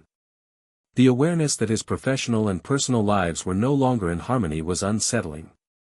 The question remained, could someone with such a singular focus on progress truly nurture the relationships that made him who he was? The breakthrough had been monumental. His companies were positioned to dominate in several key sectors, from electric vehicles to energy, space exploration, and even artificial intelligence. But despite the accolades, despite the billion-dollar deals, Musk couldn't help but feel isolated. It was as if he had reached the pinnacle of his career but was still struggling to find deeper meaning. His team, particularly Natasha and Matthews, had noticed the shift in him. They'd always admired his drive, his relentless push to innovate, but now, they saw someone who was searching for something more than just success. "Something's up," Natasha remarked one day as she sat with Matthews in the conference room. "Have you noticed it? Elon's not himself. He's distracted, almost like he's searching for something." Matthews nodded, but his expression was more guarded. "He's been through a lot. I mean, he's not exactly the most balanced guy, right? But yeah, it feels like there's a shift. He's been quieter lately. Less sharp, even." Natasha leaned back in her chair, contemplating. "What do you think he's looking for? It's not just about the next tech breakthrough anymore. He's got everything, he's changed the world, in some ways. But there's this," she paused, searching for the right word. "Emptiness, I guess." Matthews rubbed his chin. "I don't know. Maybe it's about the legacy. I mean, the man's created a new future, but at what cost? And now, it's like he's wondering what happens next, after all of this." Meanwhile, Musk sat in his office late one night, staring out of the floor-to-ceiling windows. The city lights twinkled beneath him, a stark reminder of just how far his companies had come, how much they had accomplished. But that very success felt like a double-edged sword. In the silence of the night, with no meetings to attend or deals to finalize, it was easy for the loneliness to creep in. His thoughts were interrupted by a soft knock on the door. "Come in," Musk called, his voice more tired than he intended. It was Matthews, looking more solemn than usual. He stepped into the office and closed the door behind him. Musk gestured to the chair across from his desk. "You all right?" Matthews asked after a moment of silence. Musk sighed, leaning back in his chair. "You know, I'm not sure. I've got everything I ever wanted, Tesla, SpaceX, Neuralink. But it doesn't feel like enough anymore. And then there's the team. They're amazing. But I don't know if they see what I see. Or if they believe in the same vision anymore." Matthews raised an eyebrow. "What vision are you talking about?" "The one that drives me," Musk said, staring out the window again. "The future we can build. The world that we can reshape, clean energy, space exploration, artificial intelligence. But it's not just about the tech. It's about creating something bigger, something lasting. But I wonder, if that's enough anymore. I can't stop thinking about the people I've left behind in my wake." Matthews studied him for a moment, then asked, "Have you talked to Justine or the kids about this?" Musk shook his head. "No. I've been too caught up in everything. And I'm scared. Scared that it's too late to change things, that I'm too far gone. I don't know how to be the person they need me to be." Matthews sat back in his chair, considering his words carefully. "Elon, we all have our battles. I mean, look at what we've accomplished. But it's true, you can't build a legacy without understanding what really matters to you. And sometimes, the hardest thing is to face the parts of your life you've been avoiding. Whether it's your family, your friends, or even just yourself." Maybe it's time to stop looking for the next big breakthrough and start looking inward. The word struck Musk harder than he anticipated. It wasn't what he wanted to hear, but perhaps it was what he needed. He had spent so long chasing external validation, accolades, and success that he had neglected to look at what was truly at the core of it all. What was he doing all of this for, if not to leave something meaningful for the people who mattered most? The following day, Musk did something he hadn't done in a long time. He called a family meeting. It wasn't a grand gesture or a flashy event. It was simply a conversation, one where he had to be vulnerable, something he hadn't been willing to do for years. When Justine, Kimball, and the kids gathered around the table, Musk felt a sense of nervousness creep in. This wasn't about tech or ambition, it was about him, about his relationships, about who he had been and who he wanted to become. "I've been thinking a lot about everything lately," Musk began, his voice steady but filled with emotion. "About the past, the future, and where I fit into all of it. I've spent so much of my life focused on building something for the world, but I've forgotten that I also need to build something for you. I'm sorry for not being there when you needed me, for not giving you the attention and love that you deserve." There was a long pause as the room absorbed his words. Justine, always pragmatic, softened her gaze. "Elon, we're not asking for grand gestures. We're just asking for your presence. For you to be here, truly here. For us." Musk nodded, his eyes filled with understanding. "I'm ready to be here. To figure out what that looks like. I don't have all the answers, but I want to start." The conversation wasn't easy, but it was a start. Musk realized that sometimes, the greatest breakthroughs weren't the ones you made in the lab or in boardrooms. They were the ones you made within yourself. The days that followed the family meeting were transformative for Elon Musk. The conversation had forced him to confront something he had long pushed to the back of his mind, his role in the lives of the people closest to him. It wasn't just a personal reckoning, though, it was a shift in his worldview. He had built companies that reached for the stars, literally. But in doing so, he had lost sight of the people standing right in front of him. Musk had always been a man driven by the promise of what could be, but now, he found himself grappling with the reality of what was. It wasn't just about solving the world's problems anymore, it was about healing the relationships that had been strained by years of neglect. He had always thought that success would fill the void, that being at the helm of something revolutionary was the ultimate reward. But now, he realized that no amount of technological advancement could replace the human connections he had overlooked. The first step was to spend more time with his children.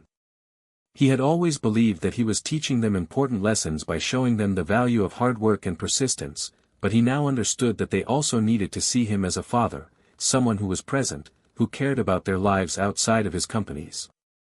He began by clearing his schedule for a weekend trip to a cabin in the mountains, a retreat from the pressures of the outside world. It was just him, his kids, and a few close friends. No meetings, no press. Just time to reconnect. As they drove up to the cabin, Musk felt a strange sense of calm wash over him. For once, he wasn't thinking about the next big idea, the next breakthrough. He was simply focused on the people around him, the sound of his kids' laughter, the beauty of nature, and the quiet peace that came with being away from the chaos of Silicon Valley. The weekend was filled with simple pleasures, hiking, fishing, playing board games. Musk realized that this kind of time that didn't involve gadgets, progress, or plans, was what he had been missing all along. He was reminded of the importance of slowing down, of giving people the attention they deserved. It wasn't about perfection, it was about being there. After the trip, Musk returned to his routine, but there was a shift. He began to delegate more, to trust his team and his leadership more fully. He knew that for his companies to continue to thrive, he couldn't be involved in every minute detail. But he also knew that he needed to be fully present in the moments that mattered most. That meant less time behind the desk, and more time with the people who mattered most to him. It wasn't just about his kids or Justine, it was about his entire support system. The people who believed in his vision, the ones who had stood by him through thick and thin. He started to see the value in nurturing these relationships, in recognizing the unsung heroes who had been there from the beginning. One day, as Musk sat in his office reviewing a report on the next SpaceX mission to Mars, his thoughts once again drifted. He had an overwhelming feeling of being caught between two worlds, one foot firmly in the realm of technological innovation and the other in the world of personal connection. It was as if his heart and mind were constantly at war with each other, one telling him to chase after the next big thing, the other urging him to slow down and be present in the moment. That's when Natasha walked in. She had been with Musk for years now, helping him navigate the complex world of business and leadership. She had always been one of the few people who could challenge him and make him think critically, both about his work and his personal life. "Elon," she began, "you're doing a good job at balancing things. I can see the effort you're putting in. But I have to ask, are you doing this for the right reasons?" Musk looked up from his report, surprised by the question. "What do you mean?" "I mean, you've always been driven by purpose. By the idea that technology can save humanity. But now, it feels like you're doing it for something else, something more personal. Is that enough?" Natasha's gaze was steady, unwavering. "Is it enough to find peace in your personal life and still feel fulfilled?" Musk leaned back in his chair, the weight of her words sinking in. The idea of fulfillment was something that had always eluded him. He had achieved so much, yet the pursuit of more, of something greater, something world-changing, had been the only thing that kept him moving forward. But now, Natasha was asking him a different kind of question: was his personal life enough to give him fulfillment, even if the world-changing innovations slowed down? That night, Musk stayed up late, reflecting on everything. He thought about his childhood, about the dreams he had as a young boy, dreams of exploring space, of changing the world. He had lived those dreams. But now, the question was whether he could find a new kind of fulfillment, a deeper one that wasn't tied to the next innovation or breakthrough. For the first time, he began to entertain the idea that perhaps his legacy wouldn't just be about the companies he built or the worlds he reshaped.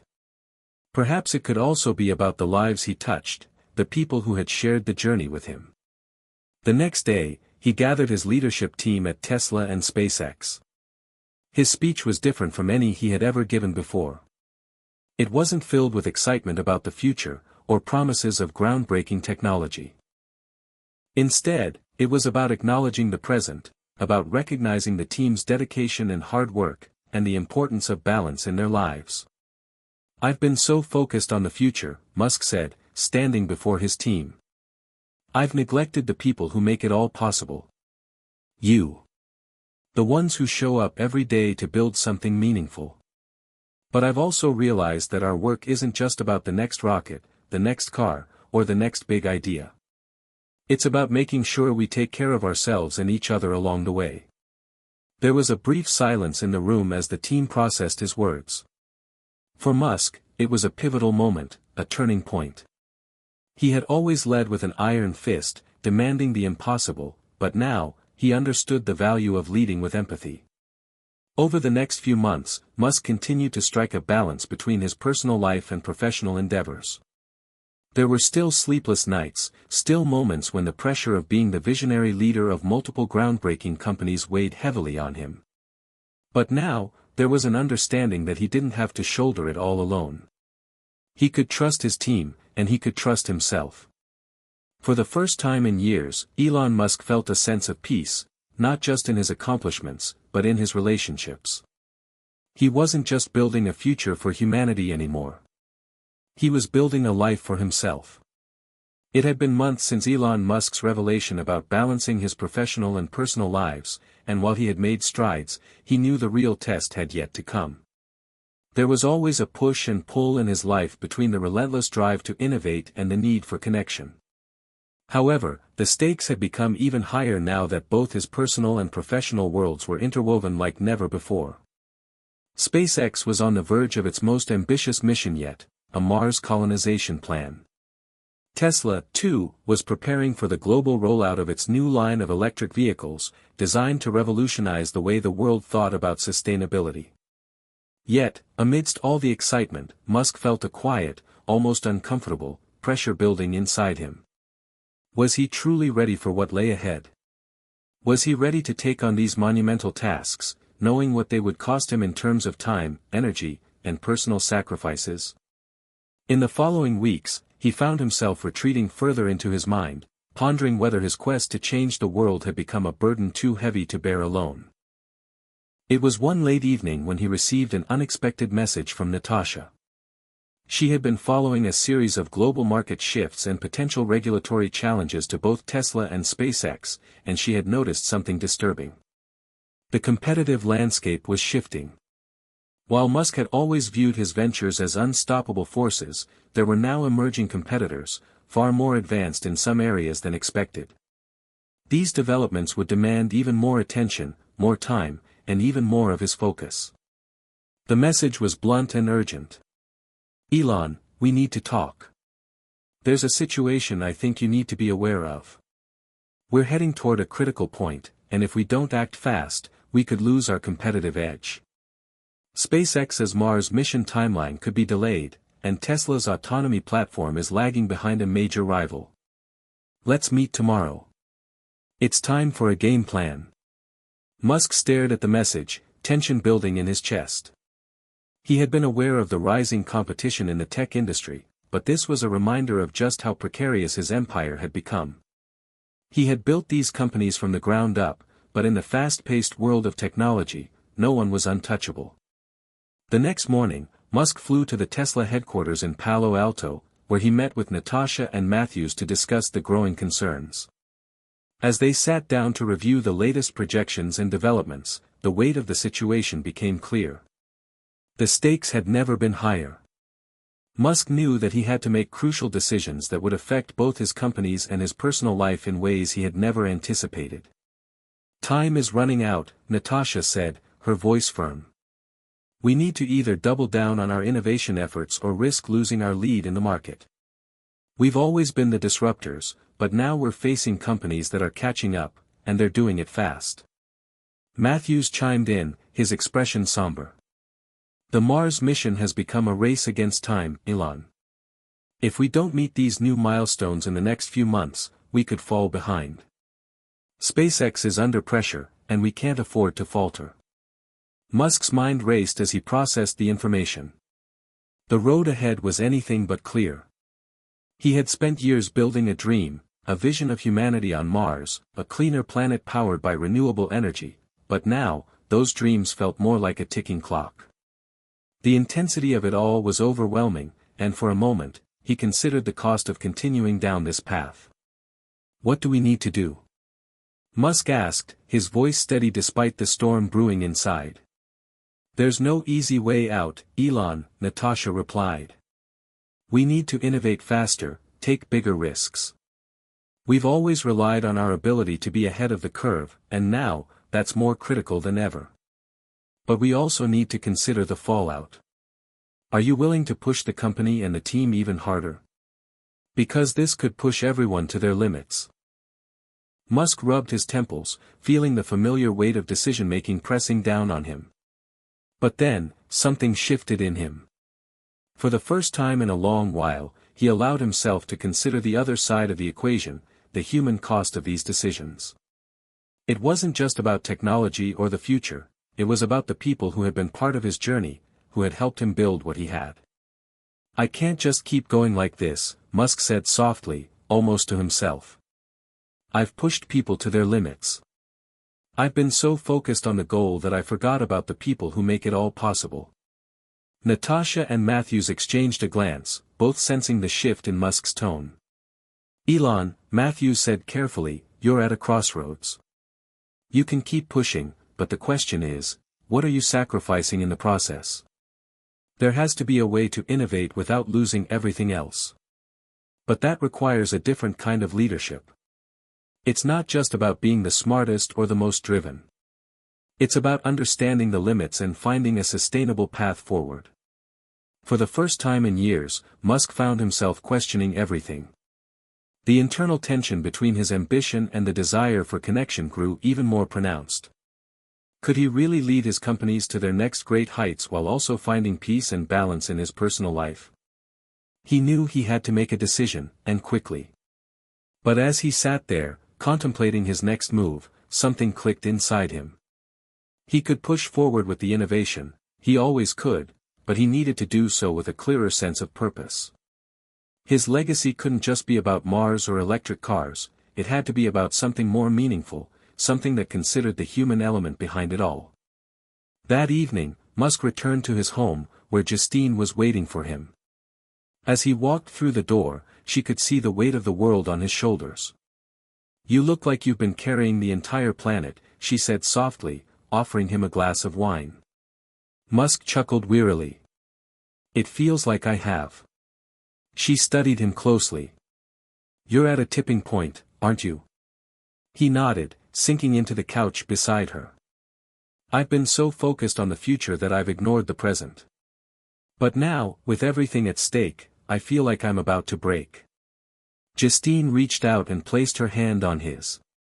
"Elon, you don't have to do this alone. Whatever the future holds, you don't have to carry the weight of the world on your own. Your legacy isn't just in what you build, it's in how you treat the people who are by your side through it all. That's where the real value lies."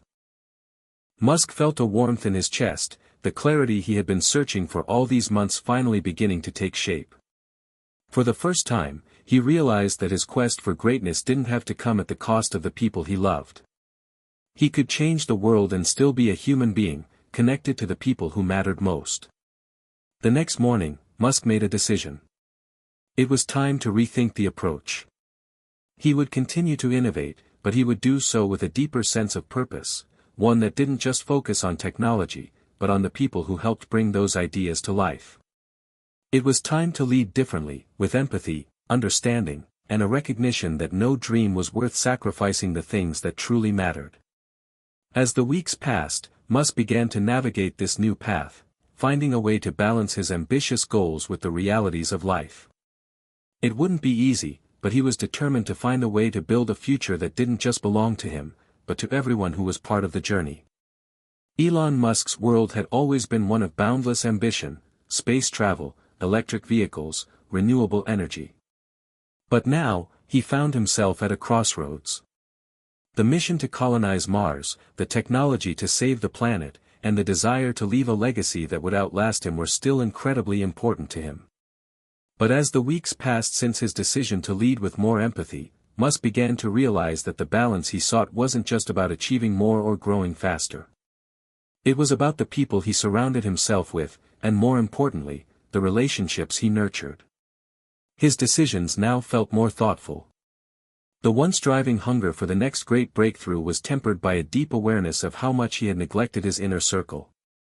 For the first time in his life, he was taking a step back, questioning whether his relentless pursuit of innovation was actually pushing him farther from the people and experiences that truly mattered. As Musk adjusted his approach to leadership, the effects were palpable. The atmosphere at SpaceX and Tesla began to change. He was no longer the aloof, obsessive visionary. Instead, he was becoming a leader who listened more, a mentor who nurtured the potential in his team, and someone who didn't just demand excellence but offered his own vulnerabilities as an example. The shift wasn't easy, and it wasn't always well received by everyone in his company. Some of his colleagues had been accustomed to the old Elon, the one who expected nothing less than perfection, even if it came at the expense of personal relationships.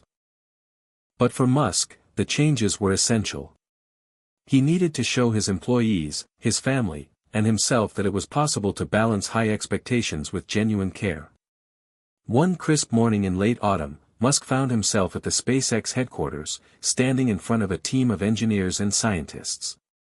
This was a group that had helped build some of the most advanced rockets ever created, people who were capable of achieving the impossible. "You've all done amazing things," Musk began, his voice calm but resolute. "But we're facing a crossroads now. Not just in our work, but in the way we work together. We've spent so much time chasing after the impossible, trying to outdo ourselves, that we've forgotten what drives us, our shared purpose. And that's not just to get to Mars or save the planet. It's about the people we're doing this for. Our families. Our friends. Our communities. The room was quiet as the employees processed his words. Musk could see the mix of confusion and curiosity in their faces. It wasn't just that they had never heard him speak like this before, it was that they had never heard him speak about anything other than work. I want to make sure that we're not sacrificing our humanity for the sake of a goal. I want us to build a company, and a future, where people come first. It's not just about rockets or electric cars. It's about making sure that when we look back, we can say we did something that mattered, not just for us, but for the world around us, Musk continued. The words were simple but profound. It wasn't just about innovation anymore. It wasn't just about pushing boundaries in the name of progress. Musk had come to understand that true innovation required a foundation of trust, of respect, and of human connection. It was about bringing people together and making them feel like they were part of something bigger than themselves. But the more Musk tried to shift his focus to the people around him, the more he realized just how much work it would take to rebuild those bridges. His relationship with Justine was still healing, and despite their best efforts, there were times when old wounds resurfaced. The long years of his neglect had left scars on their marriage, and while they were both committed to moving forward, it wasn't easy. One evening, after a particularly long day at the office, Musk returned home to find Justine waiting for him with a glass of wine in hand. She didn't ask him about his day, didn't press him about the latest developments at SpaceX or Tesla. She simply sat with him, in silence, as if waiting for him to say something that he had been holding back. "You've been different lately," she said softly, looking at him with a mix of concern and curiosity. "I've been trying to change," Musk admitted. His voice was quiet but steady. "I've been trying to become more present, more aware of what's around me." Justine nodded slowly, taking a sip of her wine. "And how's that going?" Musk sighed, leaning back in his chair. "It's not easy. The pressure is still there. SpaceX, Tesla, everything, it's all happening so fast. But I feel like I'm finally starting to see things clearly. Are you?" Justine's voice was gentle, but there was an underlying question in her words. "Because sometimes I wonder if you're just fooling yourself. You're always looking ahead, always thinking about the next big thing. But what about right now?" Musk's chest tightened as he processed her words. He had been looking ahead, always chasing the next goal. But in doing so, he had missed the moment he was living in. He had missed the chance to simply be with the people who mattered most. He had missed out on the present, on the time that was slipping by without him even noticing. "Maybe I have been fooling myself," he admitted, his voice raw. "I thought that achieving everything would make me happy. But now I see that it's the little moments, the relationships, the connections that truly matter. I've been so caught up in the future that I forgot about the present." The next few weeks were filled with difficult conversations for Musk. He reached out to his team at Tesla, telling them he needed to take a step back from some of the operational decisions. It wasn't that he was leaving the company, but rather that he needed to refocus on the bigger picture, on the people who made the company what it was. The employees, the engineers, the visionaries, those were the ones who needed him the most, not just as a leader, but as a human being who understood their struggles, their hopes, and their dreams.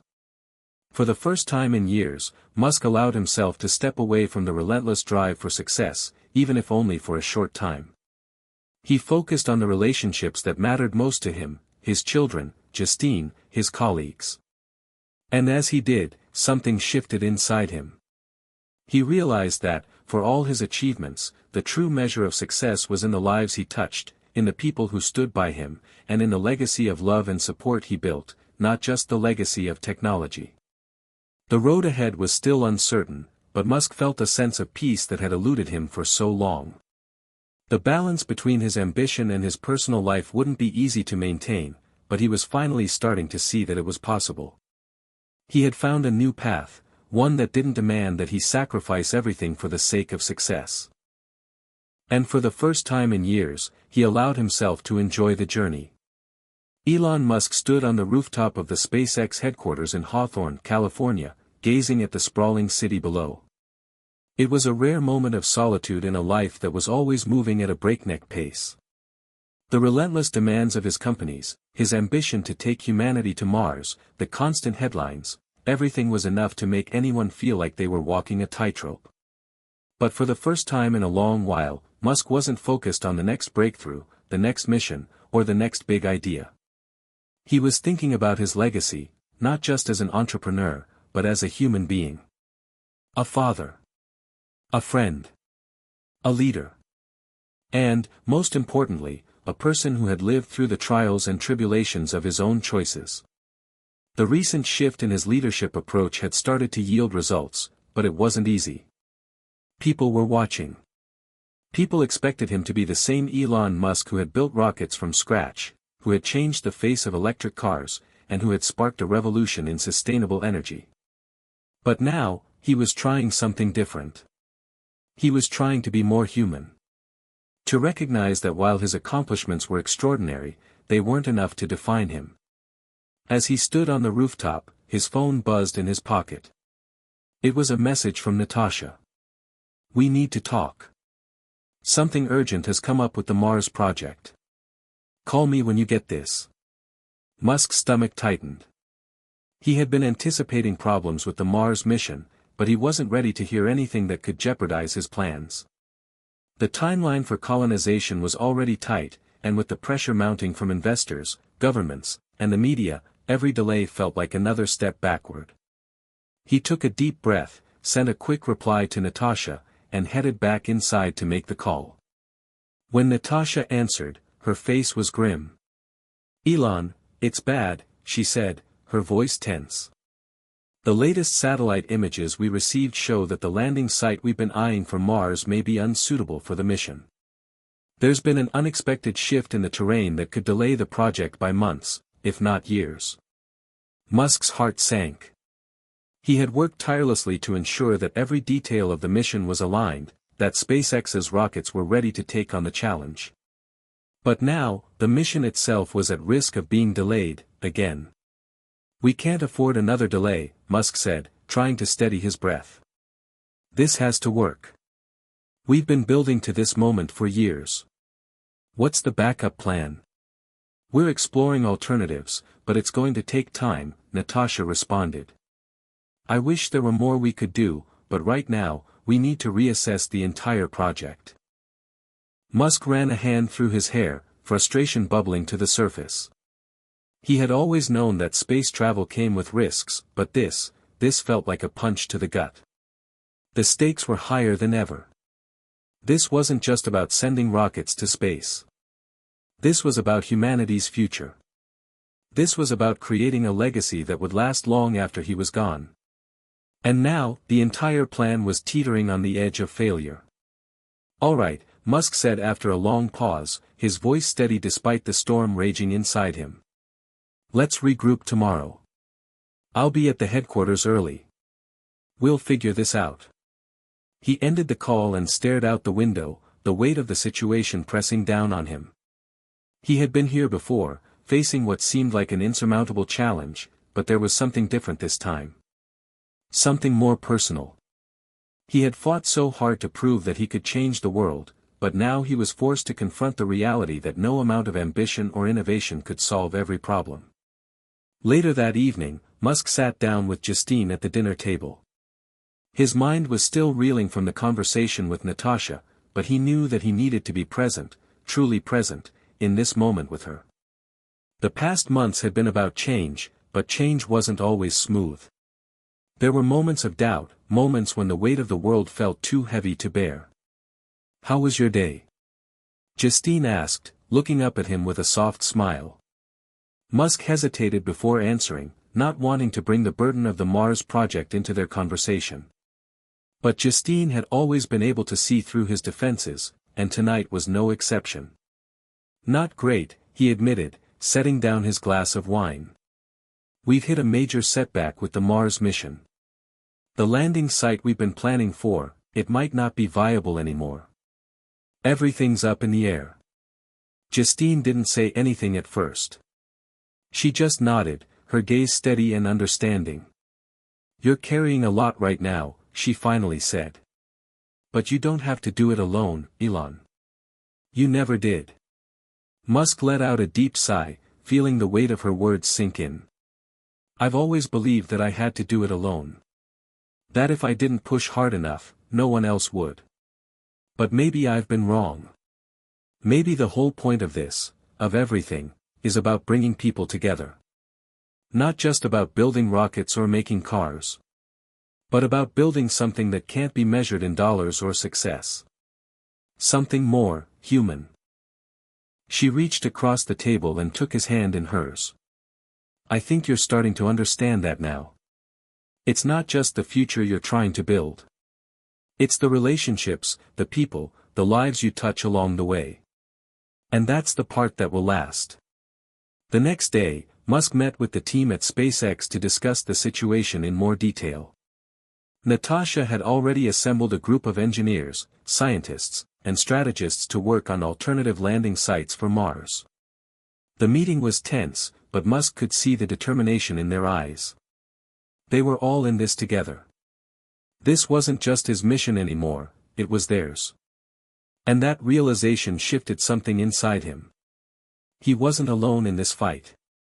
All right, team, Musk began, standing before the group of engineers and scientists. We've hit a major roadblock, but we're not backing down.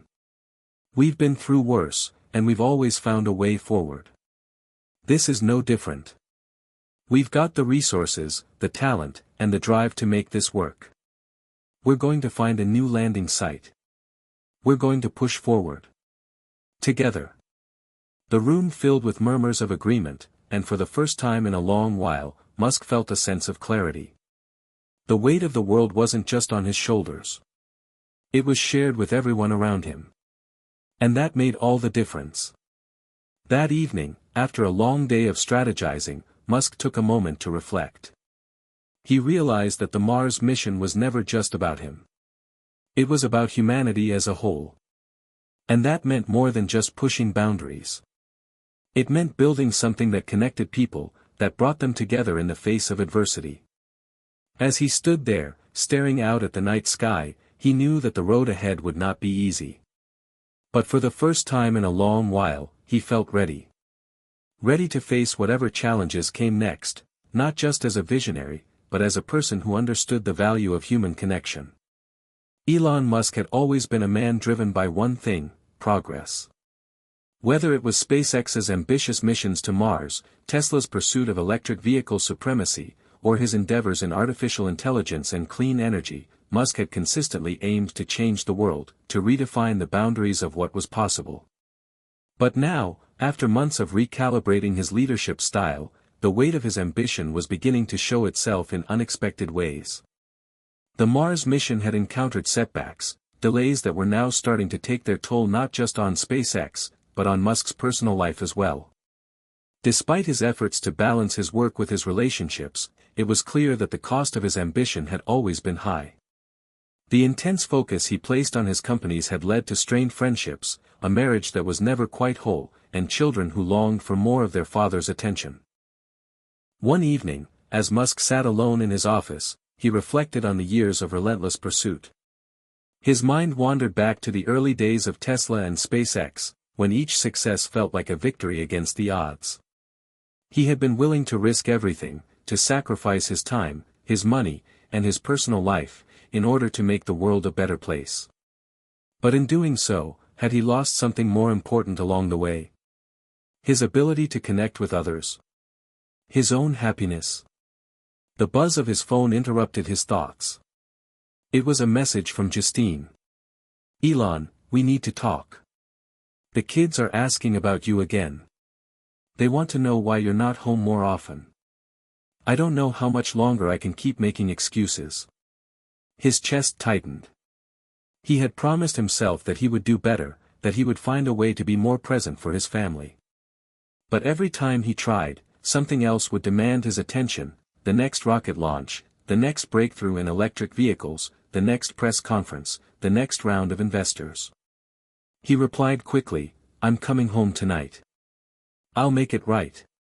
I promise. At home, Justine was waiting for him, sitting on the couch in their living room with a look of quiet concern on her face.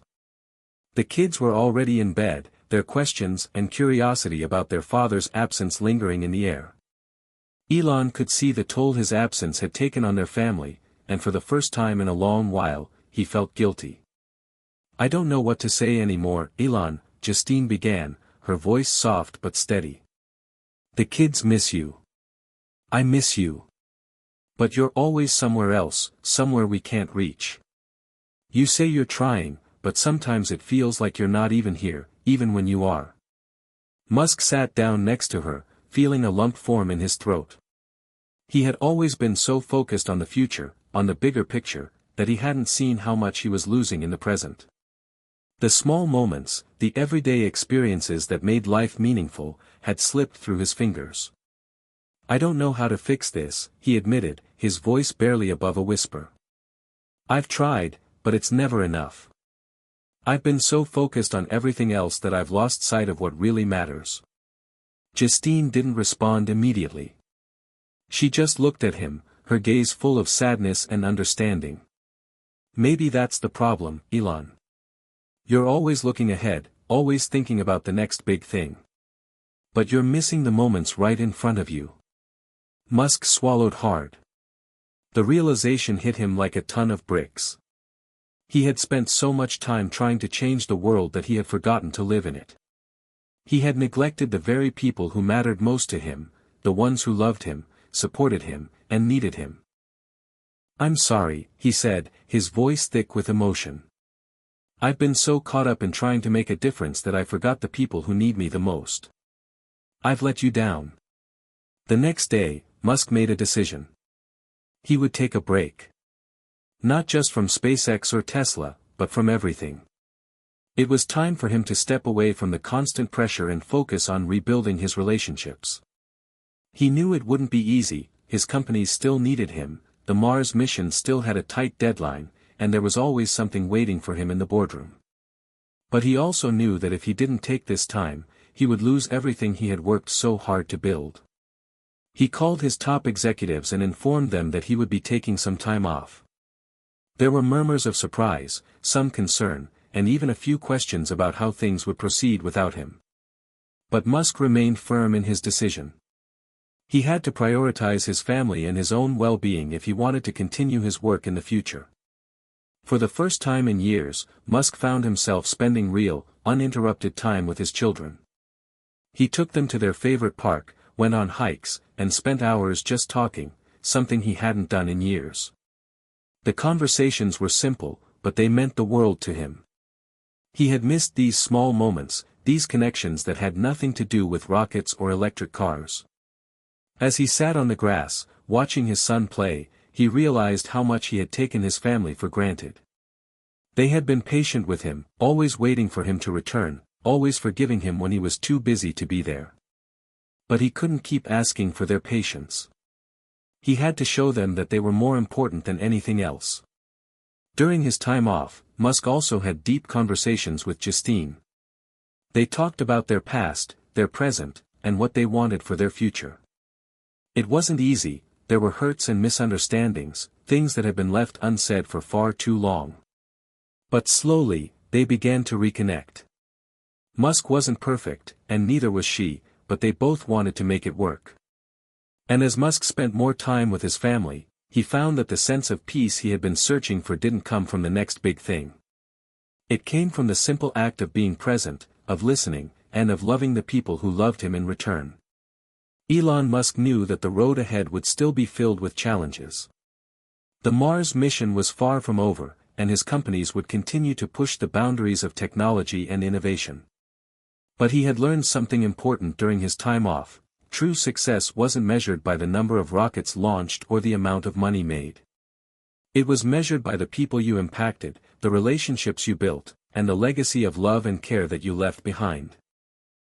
And as he returned to work, ready to tackle the challenges of the future, Musk did so with a renewed sense of purpose, one that wasn't just about changing the world, but about making the world a better place for the people he loved. The morning air at SpaceX headquarters was crisp, a reminder that the world was always moving forward, regardless of the personal battles we fought. Elon Musk stood in his office, staring out the large windows that offered a panoramic view of the rocket launches, the bustling engineers working, and the expansive landscape that seemed to stretch on for miles.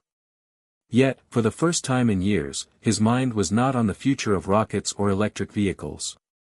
It wasn't even on the Mars mission that had consumed him for so long.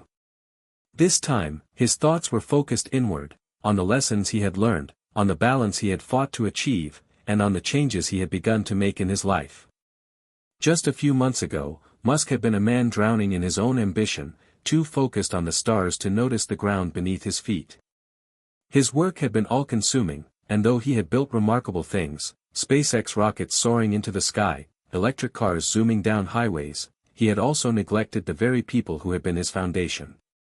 Now, after taking time to reconnect with his family, to reflect on his personal relationships, and to rediscover the importance of being present, Musk was ready for a new chapter. A chapter where ambition and relationships could coexist, where the pursuit of greatness didn't have to come at the cost of the things that mattered most. It was a Thursday afternoon when Musk made his way into the conference room to meet with his team. He had been back at work for a week, re-engaged in the daily operations of SpaceX and Tesla, but this meeting was different. Today, he wasn't just coming in as the CEO or the visionary. Today, he was coming in as a leader who had learned to listen more than he spoke. "All right, team," he began, standing at the head of the table. His tone was calm but firm, reflective of his recent internal shift. "We've been facing setbacks with the Mars mission, and I know I've been pushing you all hard to meet deadlines. But I've realized something: success isn't just about pushing harder. It's about collaboration, it's about balance, and it's about having the space to think creatively without the pressure of constant failure looming over us." The room was silent for a moment, as if everyone was processing the change in Musk's demeanor. There was no rush, no frantic energy to get the next big breakthrough. Musk was giving them space to breathe, to innovate, and to think about the bigger picture. "I want us to shift our focus," Musk continued. "Yes, Mars is our ultimate goal, but let's not lose sight of what we're doing here on Earth. We're not just building rockets. We're building a future. And to build a future that's truly meaningful, we need to be leaders in every sense of the word, leaders in technology, in sustainability, and in how we treat each other." It was an unexpected speech from Musk, one that acknowledged the toll that his relentless drive had taken on his team. But there was also an underlying optimism, a belief that this change, this new approach, could not only help SpaceX but also help him evolve as a person. Later that evening, Musk returned home to Justine and the kids. The change in his routine was small, but meaningful. Instead of checking emails or answering calls the moment he walked through the door, he sat down with his family, ready to enjoy dinner together. The laughter of his children filled the room as they recounted their day, and Musk smiled for the first time in a long while, realizing that these were the moments that made life worth living. "I'm proud of you, Elon," Justine said after dinner as they sat in the living room together. "I can see that you're starting to make the right choices, and I'm grateful for that. We've been through a lot, but I think you're finally seeing what matters most." Musk nodded, his heart swelling with appreciation. "I couldn't have done it without you," he said quietly. "You've always been the grounding force I needed, and I've been blind to it for too long. I'm sorry for everything I've put you through. I want to be here now, for you and for the kids. I want to show up in ways I never have before." It wasn't a perfect moment. There would still be struggles, still be difficult times ahead. But Musk knew that for the first time, he was taking responsibility, not just for his businesses, but for his personal life as well. This wasn't about perfection. It was about progress. The months passed, and while SpaceX and Tesla continued to blaze trails in their respective industries, Musk found himself in a much better place. He still dreamed big, still pushed boundaries, but now he did so with a sense of awareness. He had learned the importance of surrounding himself with a team that shared his values, not just those who were driven by the next big technological leap, but those who understood the significance of balance, of building something that benefited not just the company, but the people behind it. The Mars mission, too, was progressing. After months of working with his team to find alternative landing sites, they had pinpointed a new location that promised a much higher chance of success. The mission was back on track, but it wasn't just about the rockets. It was about what they represented, humanity's collective dream of exploring the stars, of reaching beyond what seemed impossible. Musk knew that his legacy wasn't going to be defined by the next technological marvel or the next launch. It would be defined by the way he treated the people around him, the relationships he nurtured, and the impact he had on the world, not just through his innovations, but through the way he led others to think differently, to embrace challenges, and to be present in the lives of those they loved. One quiet evening, as Musk sat alone on the balcony of his home, looking at the stars, he felt a deep sense of gratitude. The road to this moment had been long and filled with obstacles, but it had also been filled with growth, personal, professional, and emotional. He had fought for his vision, but he had also learned to appreciate the journey, and to recognize that the true measure of success wasn't about how far you could go, but about who you became along the way. He smiled to himself. His legacy was no longer just about launching rockets into the stars. It was about the people he touched, the lives he changed, and the way he had learned to live, not just for the future, but for the present, for the people he loved, and for the world that he was shaping. As he looked up at the stars, Musk felt a sense of peace. The journey was far from over, but for the first time, he was exactly where he needed to be. Hit subscribe and leave a comment with where you're watching from. What do you think of Elon Musk's journey? Has he truly found the balance between ambition and personal life, or will this new path lead to more challenges ahead?